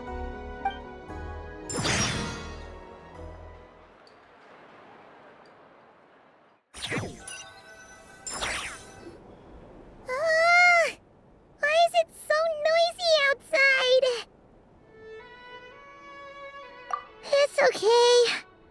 Paimon was pretty much awake anyway. It's been so long since we last had a chance to relax, huh? Feels like time is moving slower than usual. What about you? Did you rest well? Still winding down from everything that's happened? Or are you wondering how our friends are doing? Or is it about what Dotori said to you? Okay, if you say so. But don't push yourself, alright? Let Paimon know if you need to talk. What we just went through was a lot. It's totally normal if you need some time to get back in your groove. Luanatar disappeared after Columbina came back. Apparently, she was part of Columbina's soul or something. Still, Paimon kind of misses Luanatar somehow. But anyway, you did great. So did Paimon. We all worked our butts off to contain this disaster, and in the end, we made it. So, chin up, Traveler. You should be proud of yourself. Hey, don't poke fun. You should be glad that Paimon's growing as a person.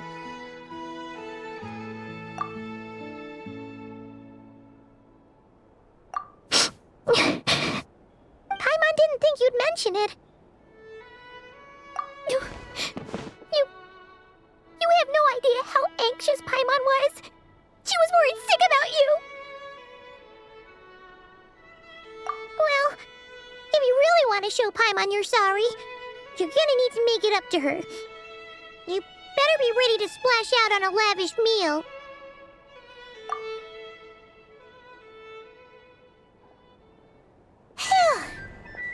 Okay. Paimon's full now. Huh? Oh, well...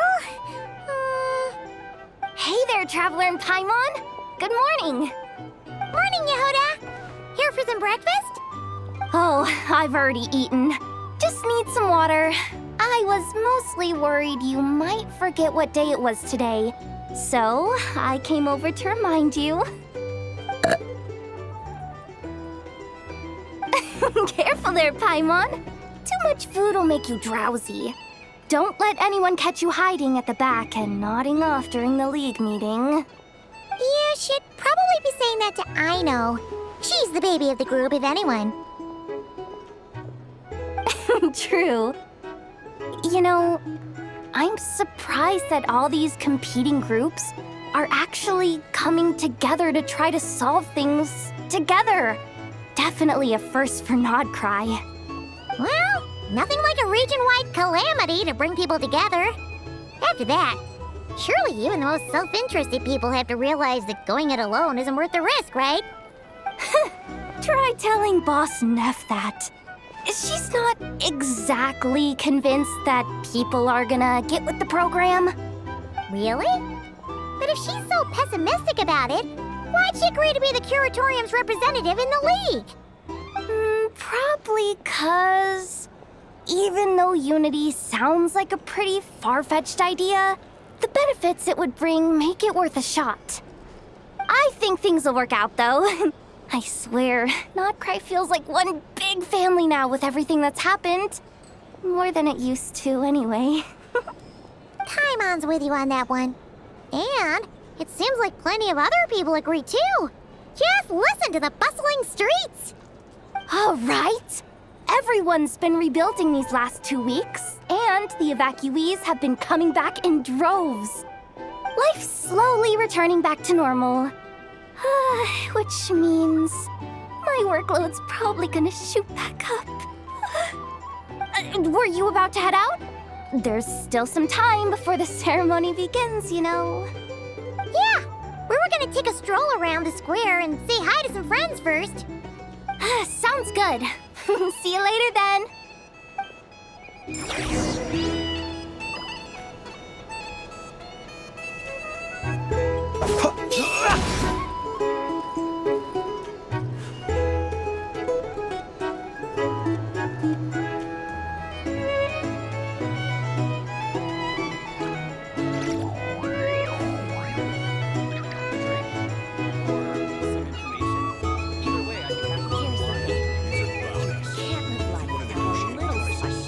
Our drink recommendations? Well, for starters, I recommend you drink this.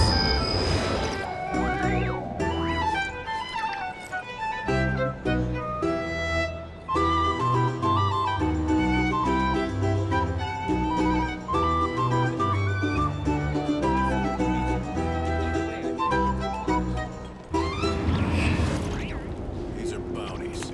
If you want to negotiate prices, you'll find a flea market. I recommend you drink less.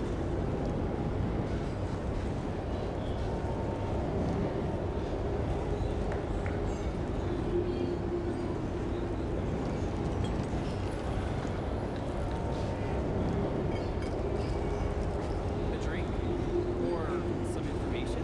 Either way, I'd be happy to.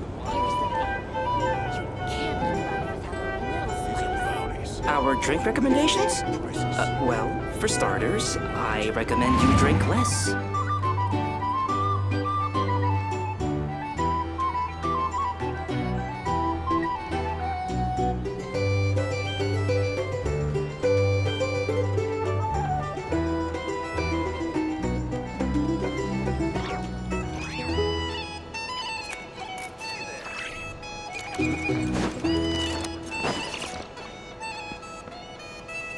These are bounties. Here's the If you thing. want to negotiate You prices, can't live life without a little spice.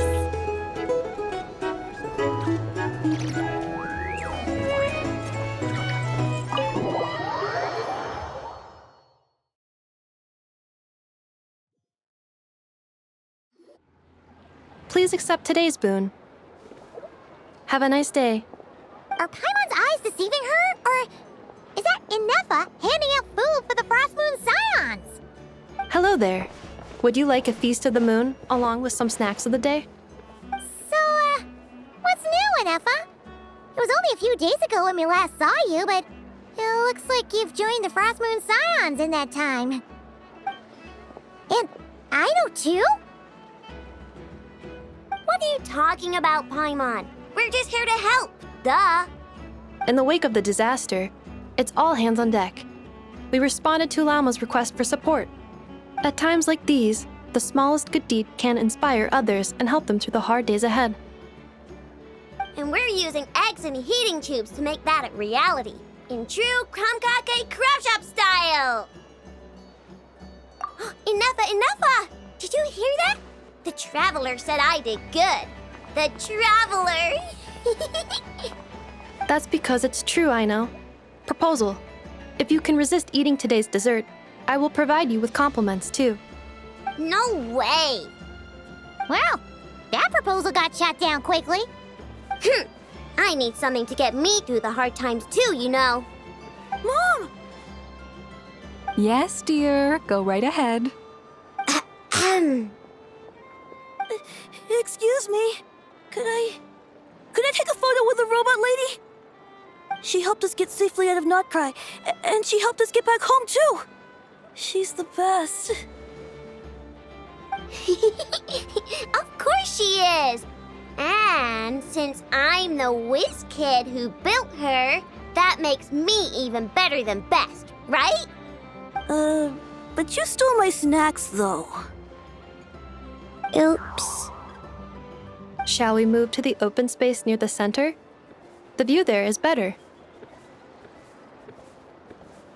Thank you! Aren't you the better pick for this job, Flint's? You underestimate yourself yet again, Master Ilua. Not at all. I rarely come by Nasha Town. I don't know any of the big shots here. All in good time. Socializing is a step-by-step journey. But you're much further ahead on that road, aren't you? You're not seeing the full picture. You know the truth now. My friends do not understand my habits. There is no question about it. The Lightkeepers need a representative in the League. Someone who is upright, cares about other people, and can realize their self-worth through group action. You say it like you wouldn't make the cut. I am most flattered that you think I would. Sigh a little less, Master Ilua, and have more faith in yourself. All the Lightkeepers agree that you're a very promising young man. That is precisely why Starshina and Nikita felt safe delegating such important work to you. I'm sure we all also agree that we would sooner die of dehydration than manage to wrangle anything out of you in a discussion. My apologies. I am not in the habit of bringing water with me when I go out. Whatever. I'll take the job. By the way, who else is part of this? Oh, it's quite the who's who of Nodcry. There's the Moon Chanter of the Frostmoon Scions, the boss of the Curatorium of Secrets, a representative of the Voynich Guild, and even someone from the adorable Kromkake craft shop. I'm sure you will find speaking with them to be a genuine pleasure. If you say so.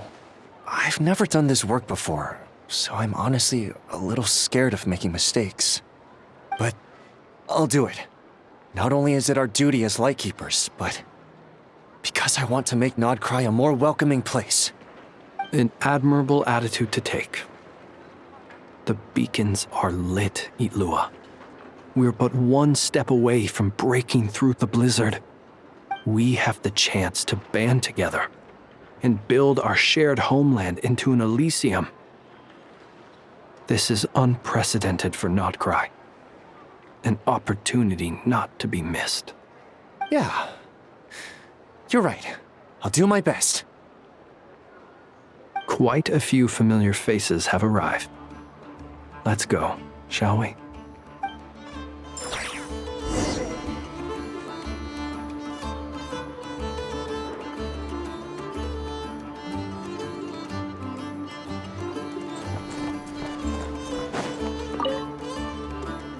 You look so cool when you fly, Miss Robot, and when you use your spear, too! And even though you took my snacks, it's pretty cool that you could build stuff like this. You've got so many inventions. It's amazing! Also... Micah, we need to go now. 1 second! Please take this Feast of the Moon, as well as some snacks. Share them with your mother and your lovely family.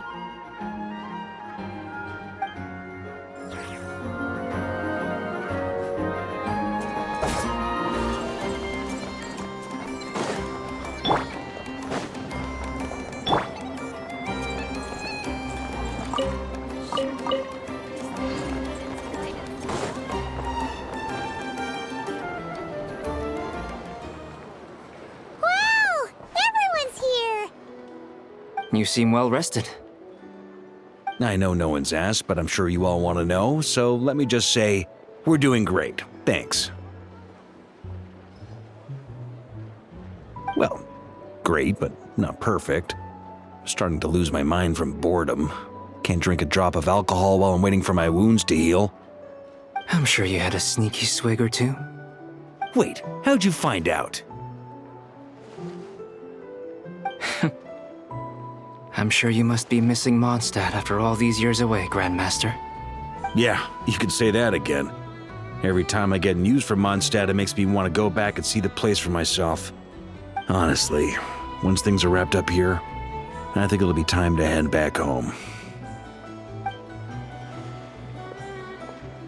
Hey, looks like someone's taking the stage. Can everyone see okay? Anyone need a boost? I'll just listen from the back. It's fine.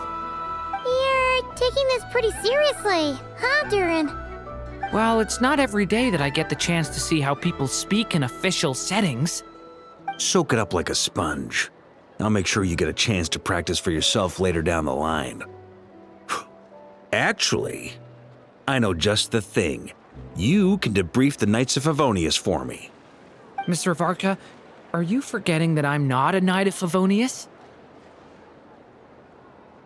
I can knight you. Any particular title you'd like? Is he joking? I really can't tell.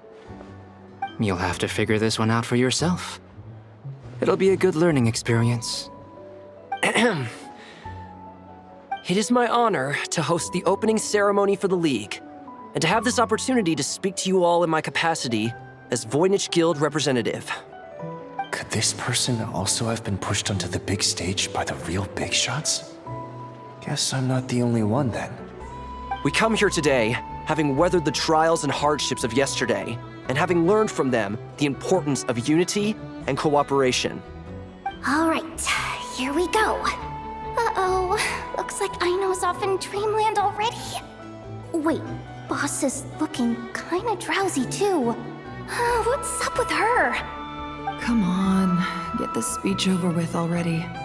Nodcry is our home, the land we rely on for survival. And as we chart a course for the future, may we persevere through the storms ahead as we sail towards a new era of prosperity, freedom, and hope.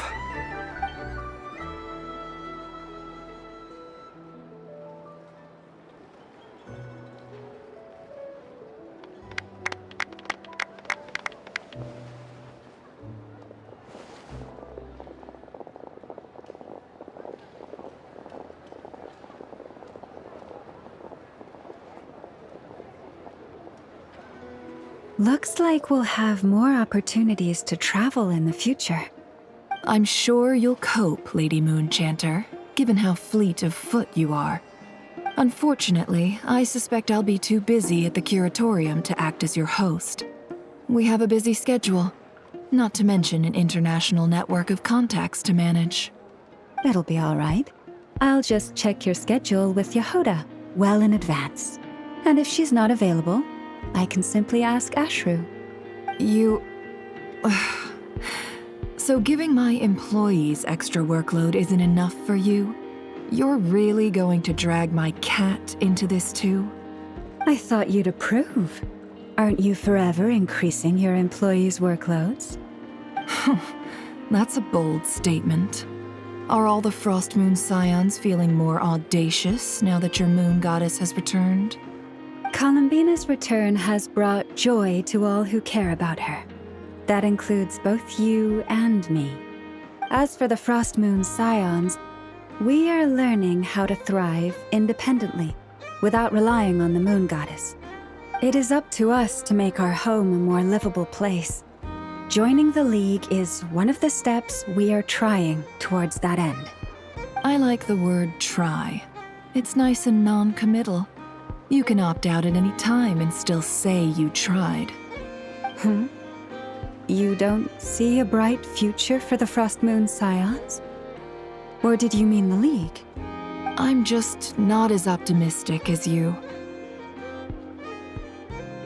The Frost Moon Scions should count themselves lucky that they have a leader as stubborn and enterprising as you. But Nodcry's a big place, with all kinds of people. Most of them don't enjoy answering to a leader, or even listening to reason. Well, that's where you and your methods come in. Unless the Curatorium of Secrets is only here for appearances. For now, yes. And that won't change until this venture becomes worth my while. What would make it worth your while? Getting out more than I put in.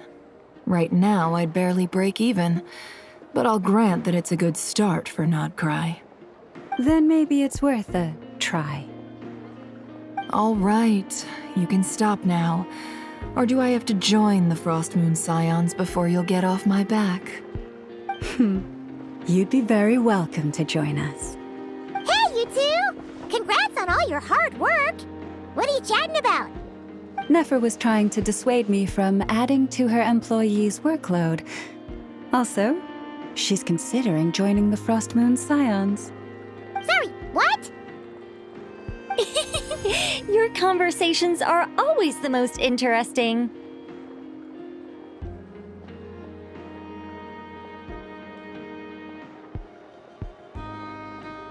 Would you two care to join me for some tea before heading to your next destination?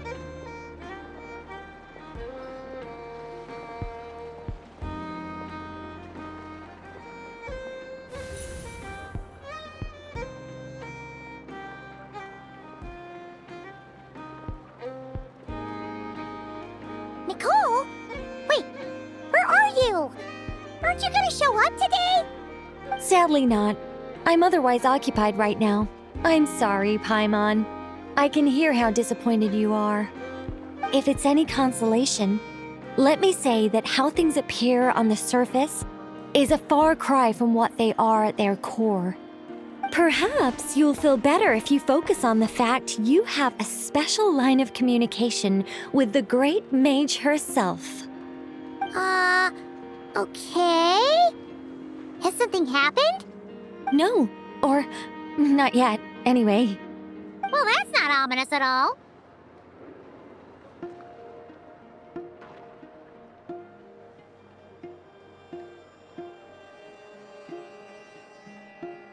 Not for the time being. Just think of this as a general check-in to make sure this communication system is still running smoothly.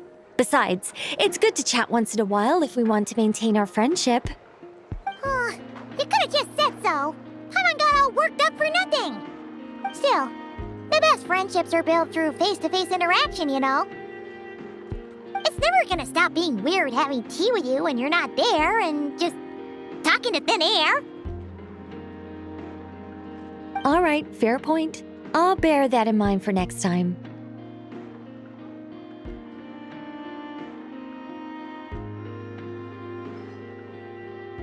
Yeah.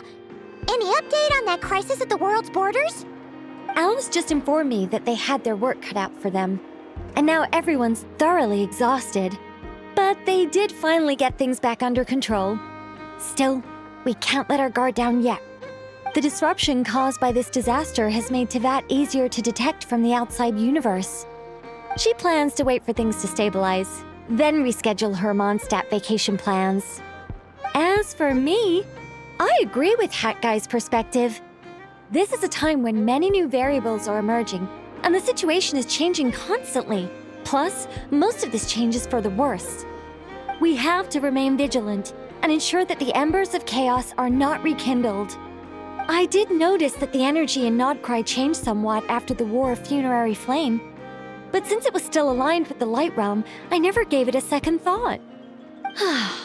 It looks like I'll have to examine the connections between phenomena I observe more closely in the future.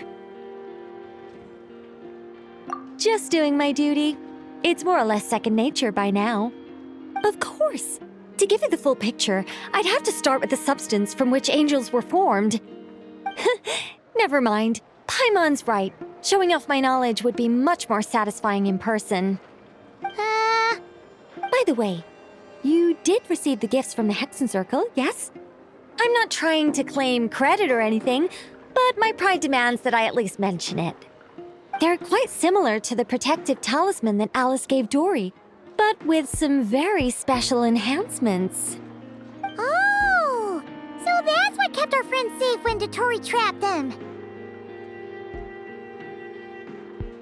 Indeed. We went to great lengths to make sure they were invisible to his eyes. I'm so happy they came in handy. Still, not fishing for gratitude, by the way. I just want you to be aware that sometimes your friends may be protecting you in ways you cannot perceive. Anyway, I'll contact you if anything else crops up. If not, you know what they say, no news is good news. Oh, my angelic instincts are tingling. They say you should head to the docks next. Your friends are about to board their ship home.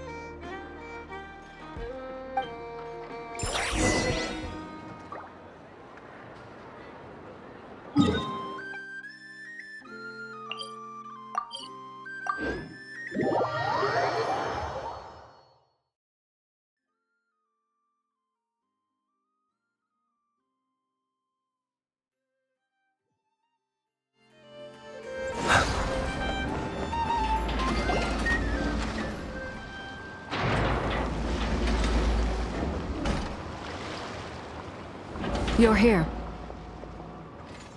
You're here too, Hat Guy! Are you heading back together? No. I'm bound for Sumeru, and she for Fontaine. We just happened to cross paths at the harbor. Everything seems fine. Sandrone may have an abominable temper, but she's always been very responsible with important calculations. and things entrusted to her by valued friends. You always speak as if you know us inside out, Mr. Hat Guy. Maybe I'm just a good judge of character. I certainly hope that's all there is to it. Regardless, you have been a significant help in this matter. For that, you have my gratitude. I didn't do anything special. Sandrone's the one who completed a seemingly impossible formula and turned the tide of the entire battle, even giving her life in the process. She's the one we should be thanking. Even we were unaware that Sandrone had hidden the real formula inside Polonia's body. She managed to fool Dottore into thinking the formula was running in her system by installing an identical-looking decoy within her. She probably realized that she didn't have the strength to stop Dottore. But this way, she could at least get him to lower his guard. She always worked like that. Always had a backup plan. Well, that's why I'm traveling to Fontaine. She made a request of me long ago, and the time has come to fulfill it. Think of it as her will. She said that should she ever fail in a mission, she'd like me to deliver her core and Polonia's to the Fontaine Research Institute. She also mentioned that she had made arrangements for people there to set her affairs in order. Some of her personal effects, such as her notes, were left to me.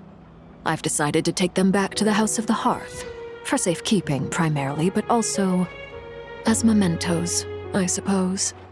However, there is one book among them that I'd like to leave in your care. I'll have someone deliver it to your residence at the flagship at a later date. No, I was specifically warned not to tell her. This is her last wish, and I will abide by it. I can only hope so, but none of us here can know for certain. I bade farewell to Columbina earlier today. As promised, she turned the iridescent moon's marrow over to me. She spent a long time with Sandrone's body, saying her goodbyes. Oh, is she alright? Sandrone's passing has left a great wound in all of our hearts. It will take time to heal, but Columbina surprised me. She offered me some words of comfort before I departed. Despite being grief-stricken herself, she showed an awareness of the feelings of others around her. She never used to act like this. Clearly, she has grown. And I suspect that we have you to thank for much of the change we are seeing in her. After these recent events, the Tsaritsa has revoked the Pale Star Edict. Snezhnaya now realizes that the arrest warrant for Columbina was just a ploy by Dottore, who coveted her powers. I shall return to Nodcry to see her as soon as I find the time. I hope that from now on, she too will explore more of the world. Columbina Hyposelenia's journey is only beginning. My ship is here. Traveler, Paimon, we shall meet again. You too, Hat Guy. What are you still bumming around for? Isn't Columbina waiting for you? I thought today was the day you'd agreed with her to go find out the truth about your sibling. You're afraid you won't like the truth when you see it. Well, this is new. I was starting to think that nothing could scare you. Don't say that! Wouldn't you be if you were in this situation? Fair point. But I'd say I have more experience facing up to unpleasant truths than the Traveler. They say blood's thicker than water. I know how much you need your family back. More than you need any of your friends. And I'm sure that all your real friends understand that too. No matter what the truth turns out to be, they will stick by you and support you, whatever decision you make. Finding the truth is important. But more important still is what you choose to do once you've found it. At least, that's the life lesson I've learned from my experience, grappling with the truth. What? Now that Dottore's dead and gone? A little, I guess. But it hasn't solved everything. Maybe I regret not getting to end his life with my own hands. Or maybe it's something else. But for whatever reason, I still feel like I have a chip on my shoulder. Either way, I'm going back to Sumeru. Lesser Lord Kusanali is gonna need help dealing with all the chaos Dotori left in his wake. Not just from this incident, but everything he did in the past, too. You should continue with your journey, as you've always done. Who knows? Maybe we'll meet again someplace else. So, what should we do now? If you want to explore a bit more to steady those nerves, Paimon's game! After all, when Columbina said she knew where your ship was hidden, Paimon promised to give you two some alone time with the truth. It hasn't been all that long since we were last apart, sure, but with Columbina there, Paimon's sure things will be just dandy. Ain't no biggie. Paimon might be all about that food and fun, but she knows how to do right by people. Paimon's sure you'd prefer to digest the news about your sister in peace. But, no matter what you see, just know you can share it with Paimon. Of course, as long as it's not super private. If you can't make sense of something, let's give it some thought together. And even if we both can't figure it out, Paimon can at least treat you to a nice meal. Glad to hear it. Feel better now? Alrighty. Next up, time to meet with Columbina.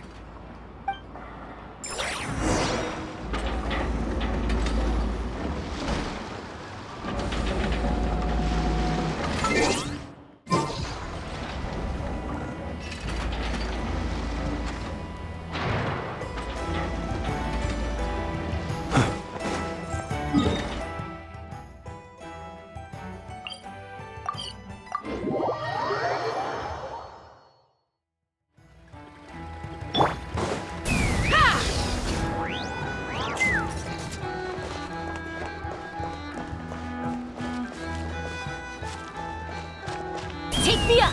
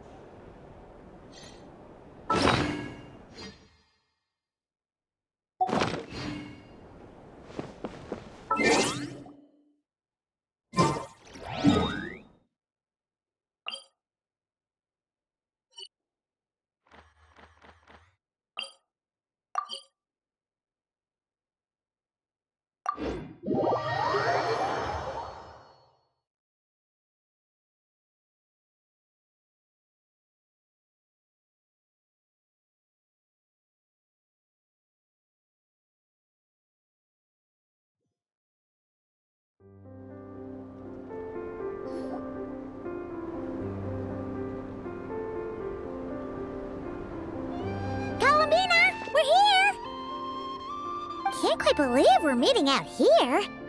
We've gotten used to walking over to Silver Moon Hall whenever we go see you. Well, you're still welcome to go there whenever you want to see me. It's just, now that it's all over, I've decided to make some changes. Try and fit in with the Frost Moon Scions, like Llama suggested. The older generation are still timid around me. They don't dare get too close, and they bow their heads when I walk by. But things are much better with the children. I see more curiosity in their eyes. Hopefully, by the time the next Moon Prayer night comes around, I can enjoy the festival with them as myself, without having to pretend that I'm only dressed up as the Moon Goddess. You'll do fine, Columbina. Paimon's sure they'll realize you're super nice once they get to know you better. You really think so? When we first met, you thought I was a little up in the clouds. We were just starting out then, come on! So Llama told you, huh? I'm only teasing. I know that I have you to thank for pulling me back down to solid ground. It feels good to finally stand firm on the earth where I was born. Oh, that's great!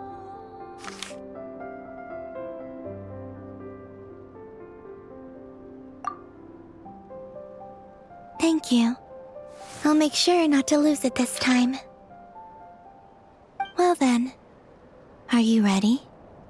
Lumine, what happened to our spaceship back then? Why did you leave?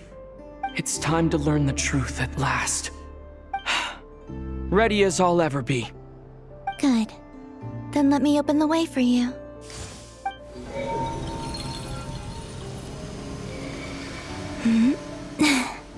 Where does this lead? To our shared destination. Huh? Do you remember me telling you about my missing prologue back when we just met?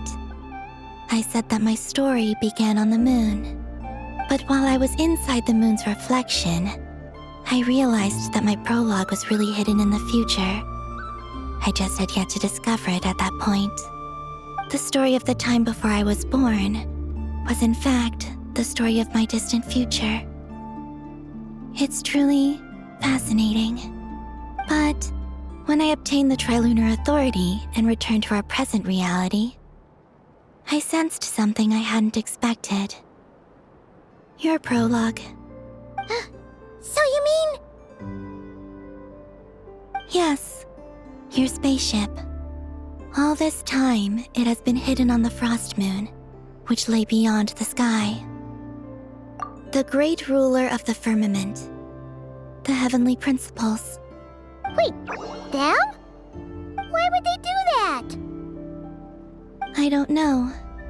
Perhaps your ship contains something that is incompatible with Tevat. Or something that cannot be known. Oh, did I pick a bad time to say this? I know it must have been hard to work up the courage to do this. Maybe I should have waited until you were on the moon, with no chance to back out. That would have been kind of mean, you know.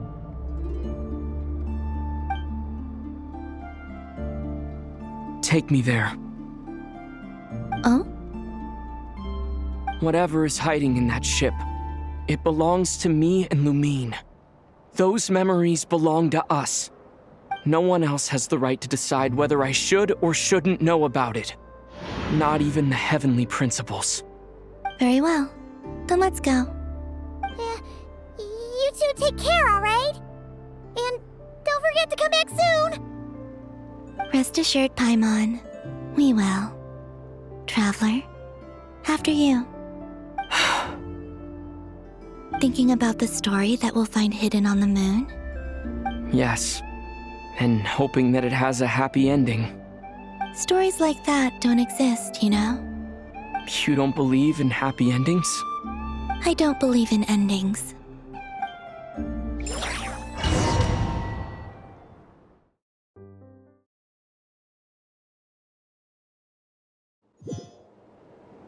Where am I?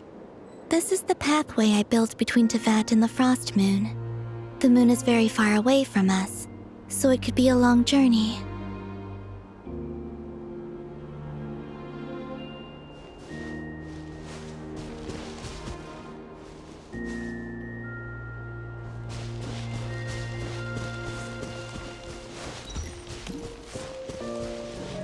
After I obtained the Trilunar Authority, I unwittingly saw past events from many of my friends' lives. One was Lauma. She was so young when they chose her to be the Moon Chanter. From then on, the Frost Moon Scions looked to her to bring messages from their goddess. But, for better or worse, I had left Hisi Island before she was ever born. It was not until much, much later that she met me. I think it's for the best. Because of the way things turned out, you had the opportunity to become friends. You're right. In that sense, I think we were both very lucky.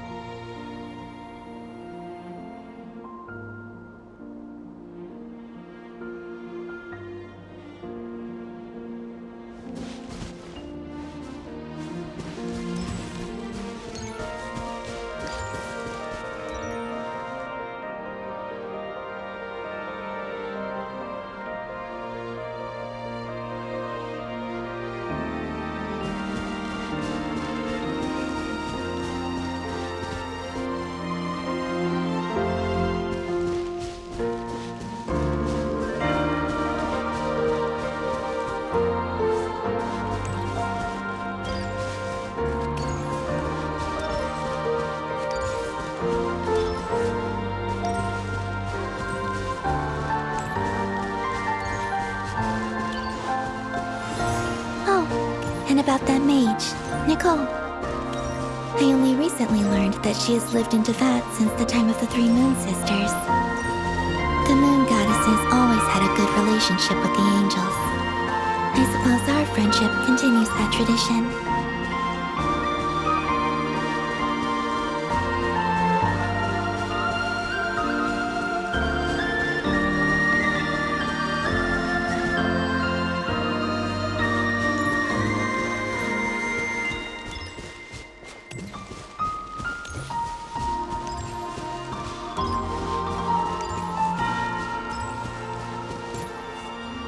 And then, there's Zandrone. I never knew that much about her, beyond the fact that she was created by someone called the Lord Artificer. She, too, suffered for a long time before joining the Fatui.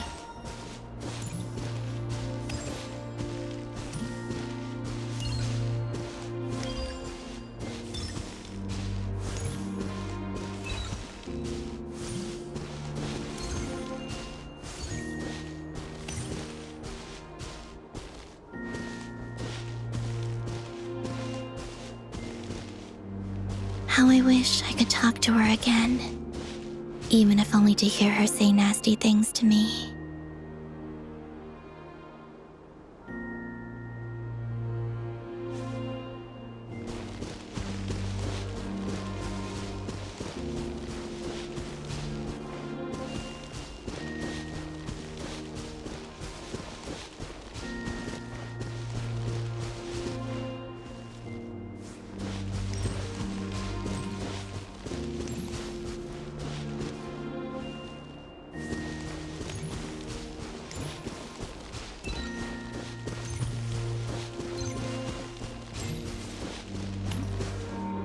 Also, I saw your siblings' story.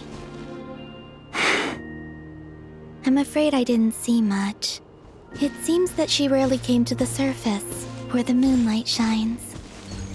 But I did notice that back when you first set out on your journey, she would often appear nearby, gazing at you from afar with a guilty look in her eyes. Lumine. Let us speak no more of the past. I probably shouldn't reveal so much about my friends. It's not my place. Let the moonlight carry us forth, We are very close now.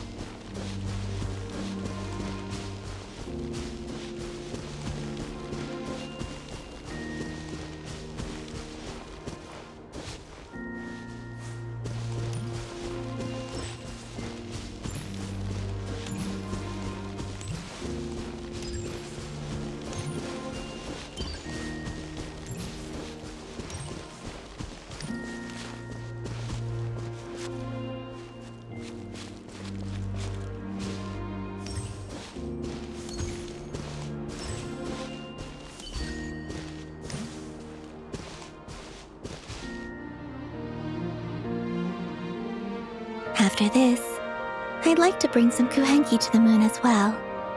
If they're willing, of course. What about your other friends? Will you bring them to visit too? Certainly. But I'll need to tidy the place up first. This home hasn't received any guests in a long, long time.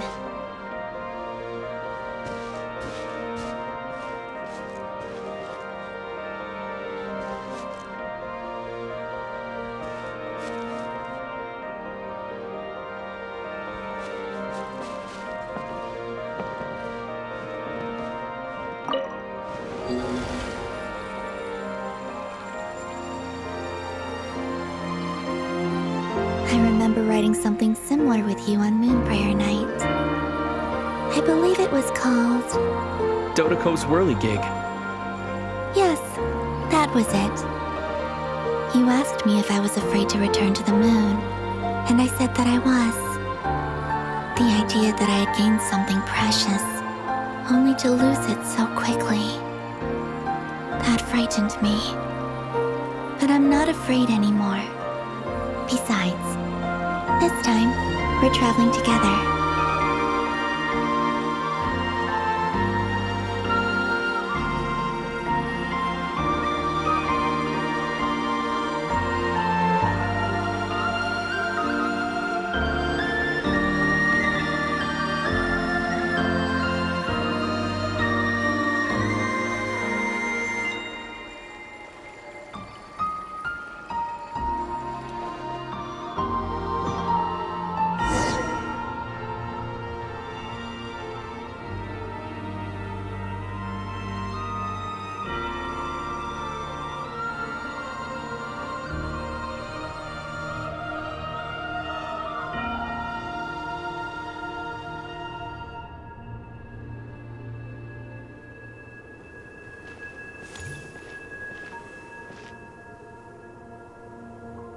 We're here.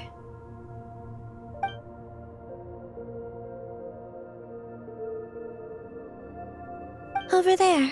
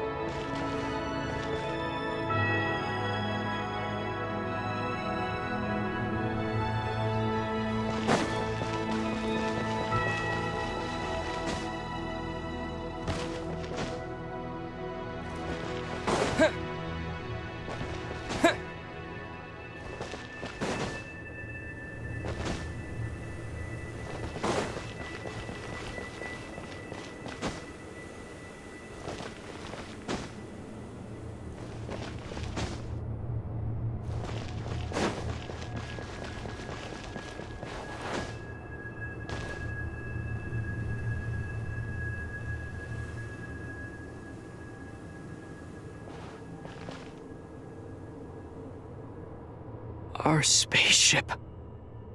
It's huge. I suppose that the moon is the only place one could hide it. It'll be alright. Huh? The way you feel in this moment, I went through it too, on Moon Prayer Night. The door was right in front of me, but I struggled to find the courage to step through. Solitude for me once meant living a life in which even I was absent. Before I met you, that was the only life I knew. But that night, solitude meant throwing away the life I had gained after meeting all of you. Columbina. Go. Retrieve the part of your life that was once lost. Trust me, you will lose nothing by doing so. Look, Teyvat is right there. All of our friends are down there, waiting for us. You're right. Thanks, Columbina.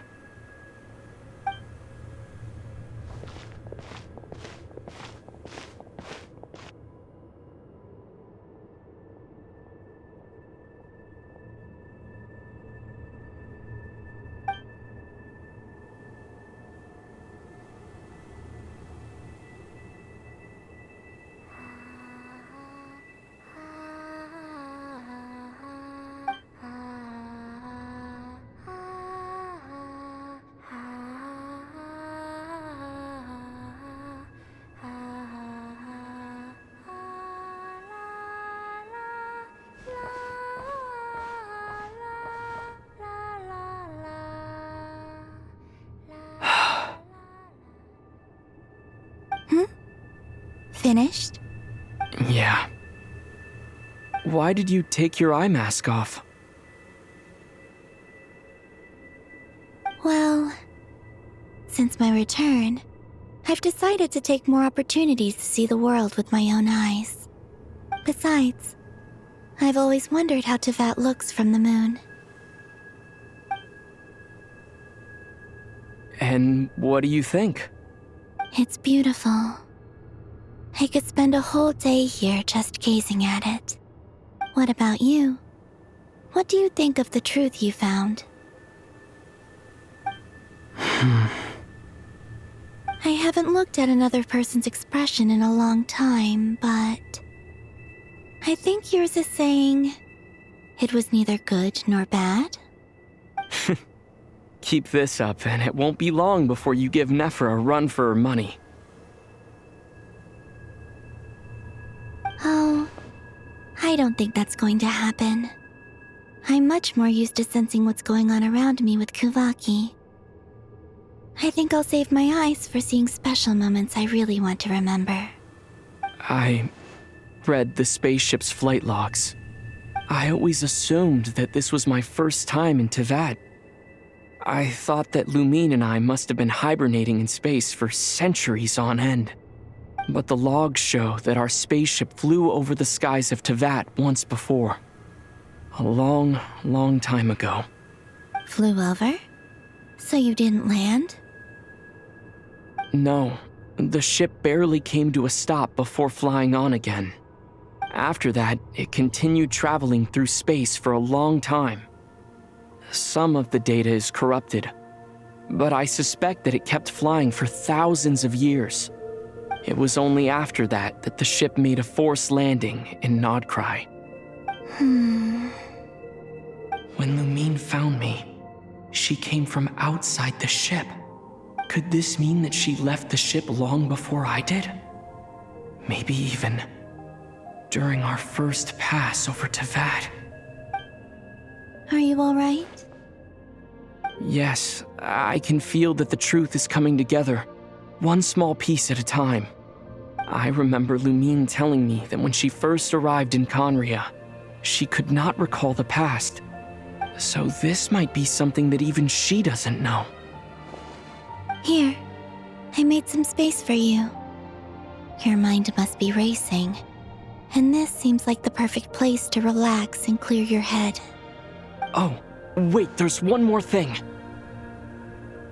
What is it? Wait here a moment.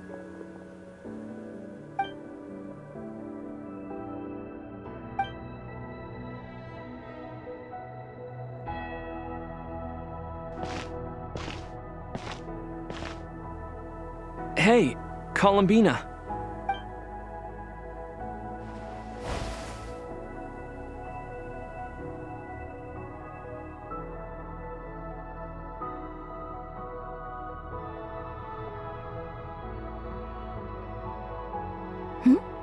Is that a new outfit?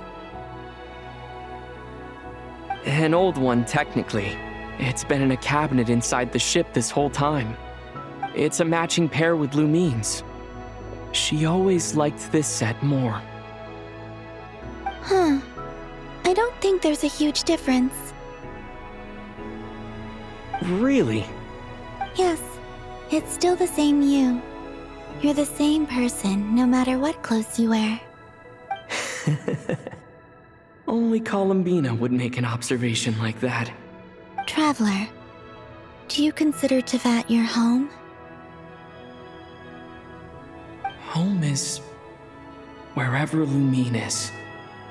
But then after all the time I've spent here, and everything I've been through, yes, I'd say it's my home. Would you change your answer if Tevat changed appearance? I mean, if the truth about Tevat turned out to be different than what you thought. I don't know, but I don't think so. The truth is not what matters most to me about Tevat. When I was first born, I longed for a home. And when you get something before you're mature enough to understand the world, you just take it at face value. I thought that a home was a transaction. You give me what I want, and I'll do the same for you. But you and your friends taught me what a true home should look like. You never asked for anything, yet you gave so generously to me. That's because your friendship matters to us. It was worth it. In the past, I thought that my birth in Nodcry must have been a mistake. But after journeying to the distant past where the story began, I realized that it was I who chose Nodcry to be my future home. Now, I am glad that I made that choice. I'm sure your friends are just as glad. In fact, I intend to make the same choice today as I did back then. What do you mean? Well, I've given the Eternal Moon's Marrow to Lauma, and the Iridescent Moon's Marrow to Arlecchino. And now, I shall return my Kuvagi to Nodcry again, that it may continue to protect my chosen home. Wait, but what about your body? Oh, are you worried that I'll disappear again? I won't. Not this time. The Frost Moon has now entered the fall sky, and I am the Tri-Lune goddess. I am only returning to Nodcry the part of me that it needs. I am giving what I can, because my home is worth it. Oh, and I have something for you, too. For me? Yes. Come closer.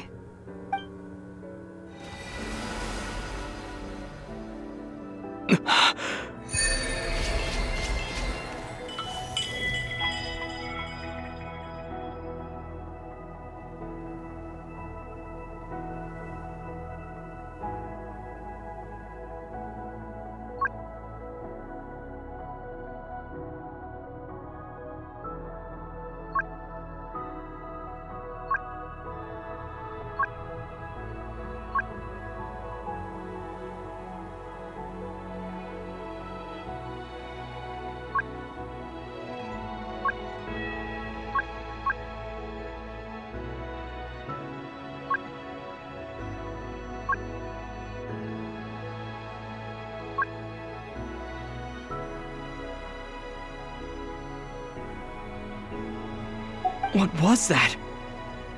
I lifted some of the restrictions this world placed on you. I trust this will help in your future adventures. My power. It feels like it's grown. I can use the elements more freely now. Thank you. This will be a great help. You're welcome. I see you as family, and after everything you've done for me, In fact, no. It's not because I owe you. It's because you're worth it. Here, this flower is for you.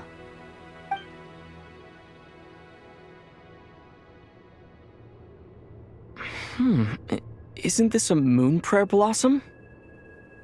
Yes. Don't worry. You will never see these flowers lose their color again. I'm finally discovering the joy of giving. How I wish I'd learned this sooner. Hey, better late than never. What are you thinking about now? Why don't you take a guess? You get 1 shot. I don't think I'll get it in one guess. But I'm sure it's a happy thought. That's kind of a sneaky answer. I can't say you got it wrong. Down into that, the moon seems so far away. I felt it might always lie beyond my reach. But on the moon, everything feels so close by. The haze that once enshrouded the skies has finally been dispersed. I feel like a traveler on a winter's night, starting a new chapter in my tale by the warmth of a bonfire. I don't have a lot of luggage, but I do have a lot of hope for the future. Well, what's next? Next? To start with, I want to stay here just a little longer. After that, let's return home and continue our journey.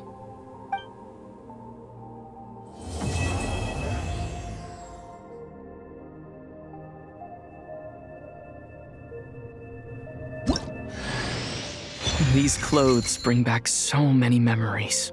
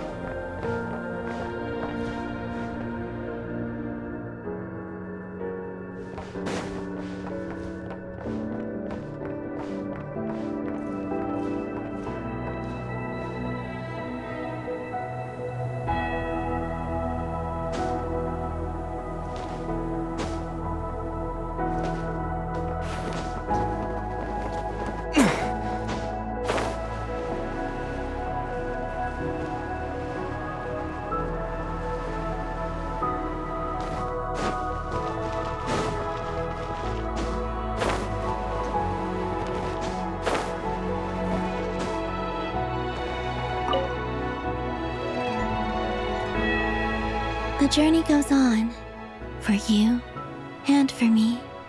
Like I said, this is not the end. I don't believe there has to be an ending.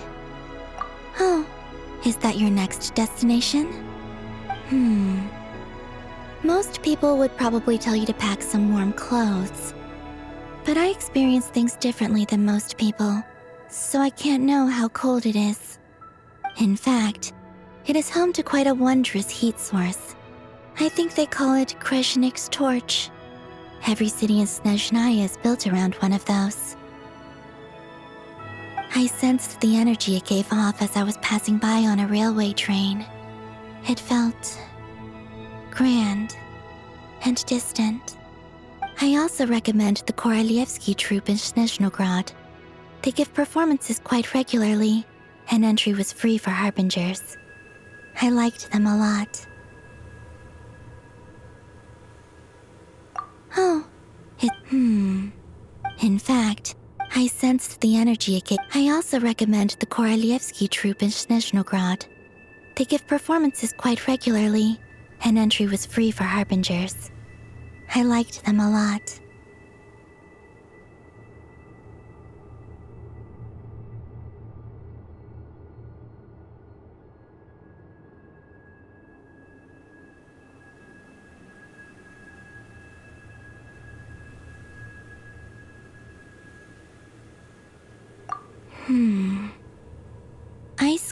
cold and sharp. Crystal clear in some ways, yet profoundly unfathomable in others. Like the thick layer of ice on top of a frozen lake. That's just the impression that Tsaritsa gives me. I was never able to glimpse what truly lies beneath that icy exterior. In fact, I don't think the people of Snezhnaya even know what kind of power their god wields. Maybe that's because the Tsaritsa herself has never acknowledged, nor accepted that power.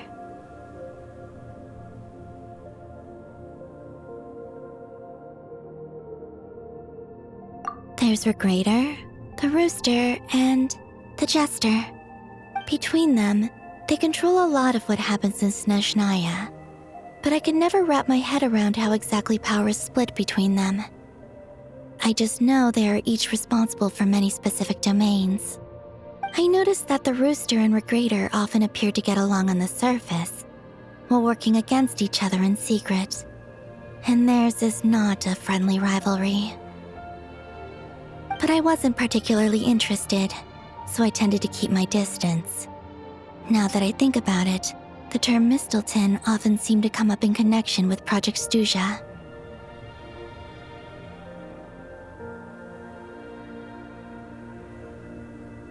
Once things settle down in Nodcry, I'd like to explore the world beyond Snezhnaya.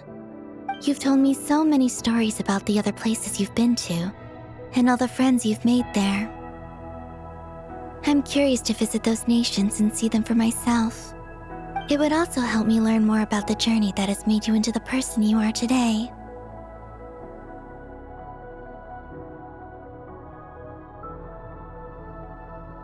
Okay.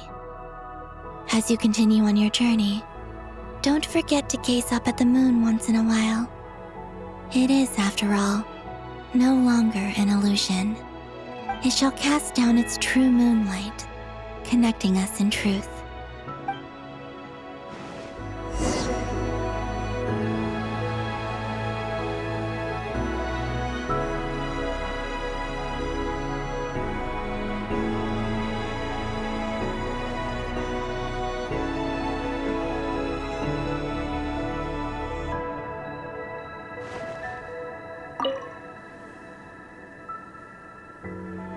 The journey goes, like I said. This is not the... Okay. It shall cast...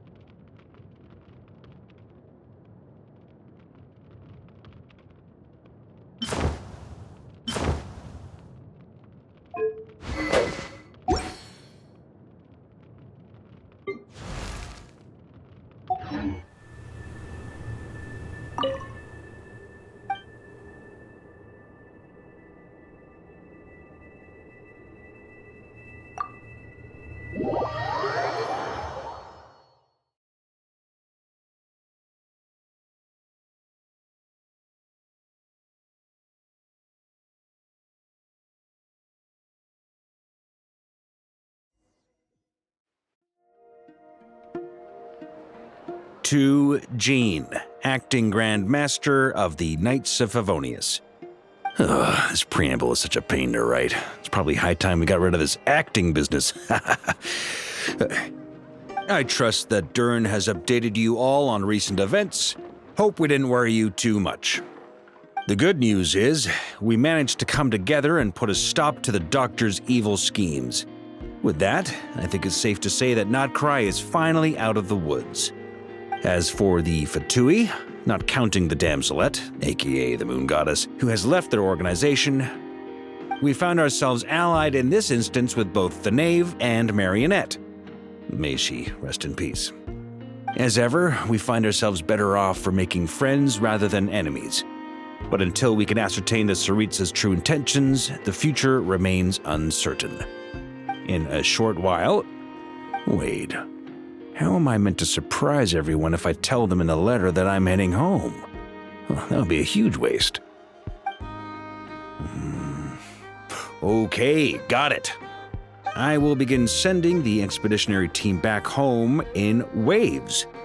I'm sure they'll be able to answer any questions you still have. I hope they won't gloss over the details of my many heroic deeds. But if they do, I'm sure it'll be because they're just too exhausted from the long journey. I think of Mondstadt daily. Please give everyone my best regards. P.S. The honorary knight went above and beyond this time. Are there any other honors we can give him? I'll leave it with you. P.P.S. Please be extra nice to Klee for the foreseeable future. I cashed in on the last favor that the Hexen Circle owed us, so we need to earn some more goodwill. If there's any serious problems, feel free to stick me in solitary confinement when I get back. I'll do the time for her. Whew. And that, as they say, is all she wrote. End of an era. And with the moon shining down brighter than ever, I think everyone is going to sleep well tonight.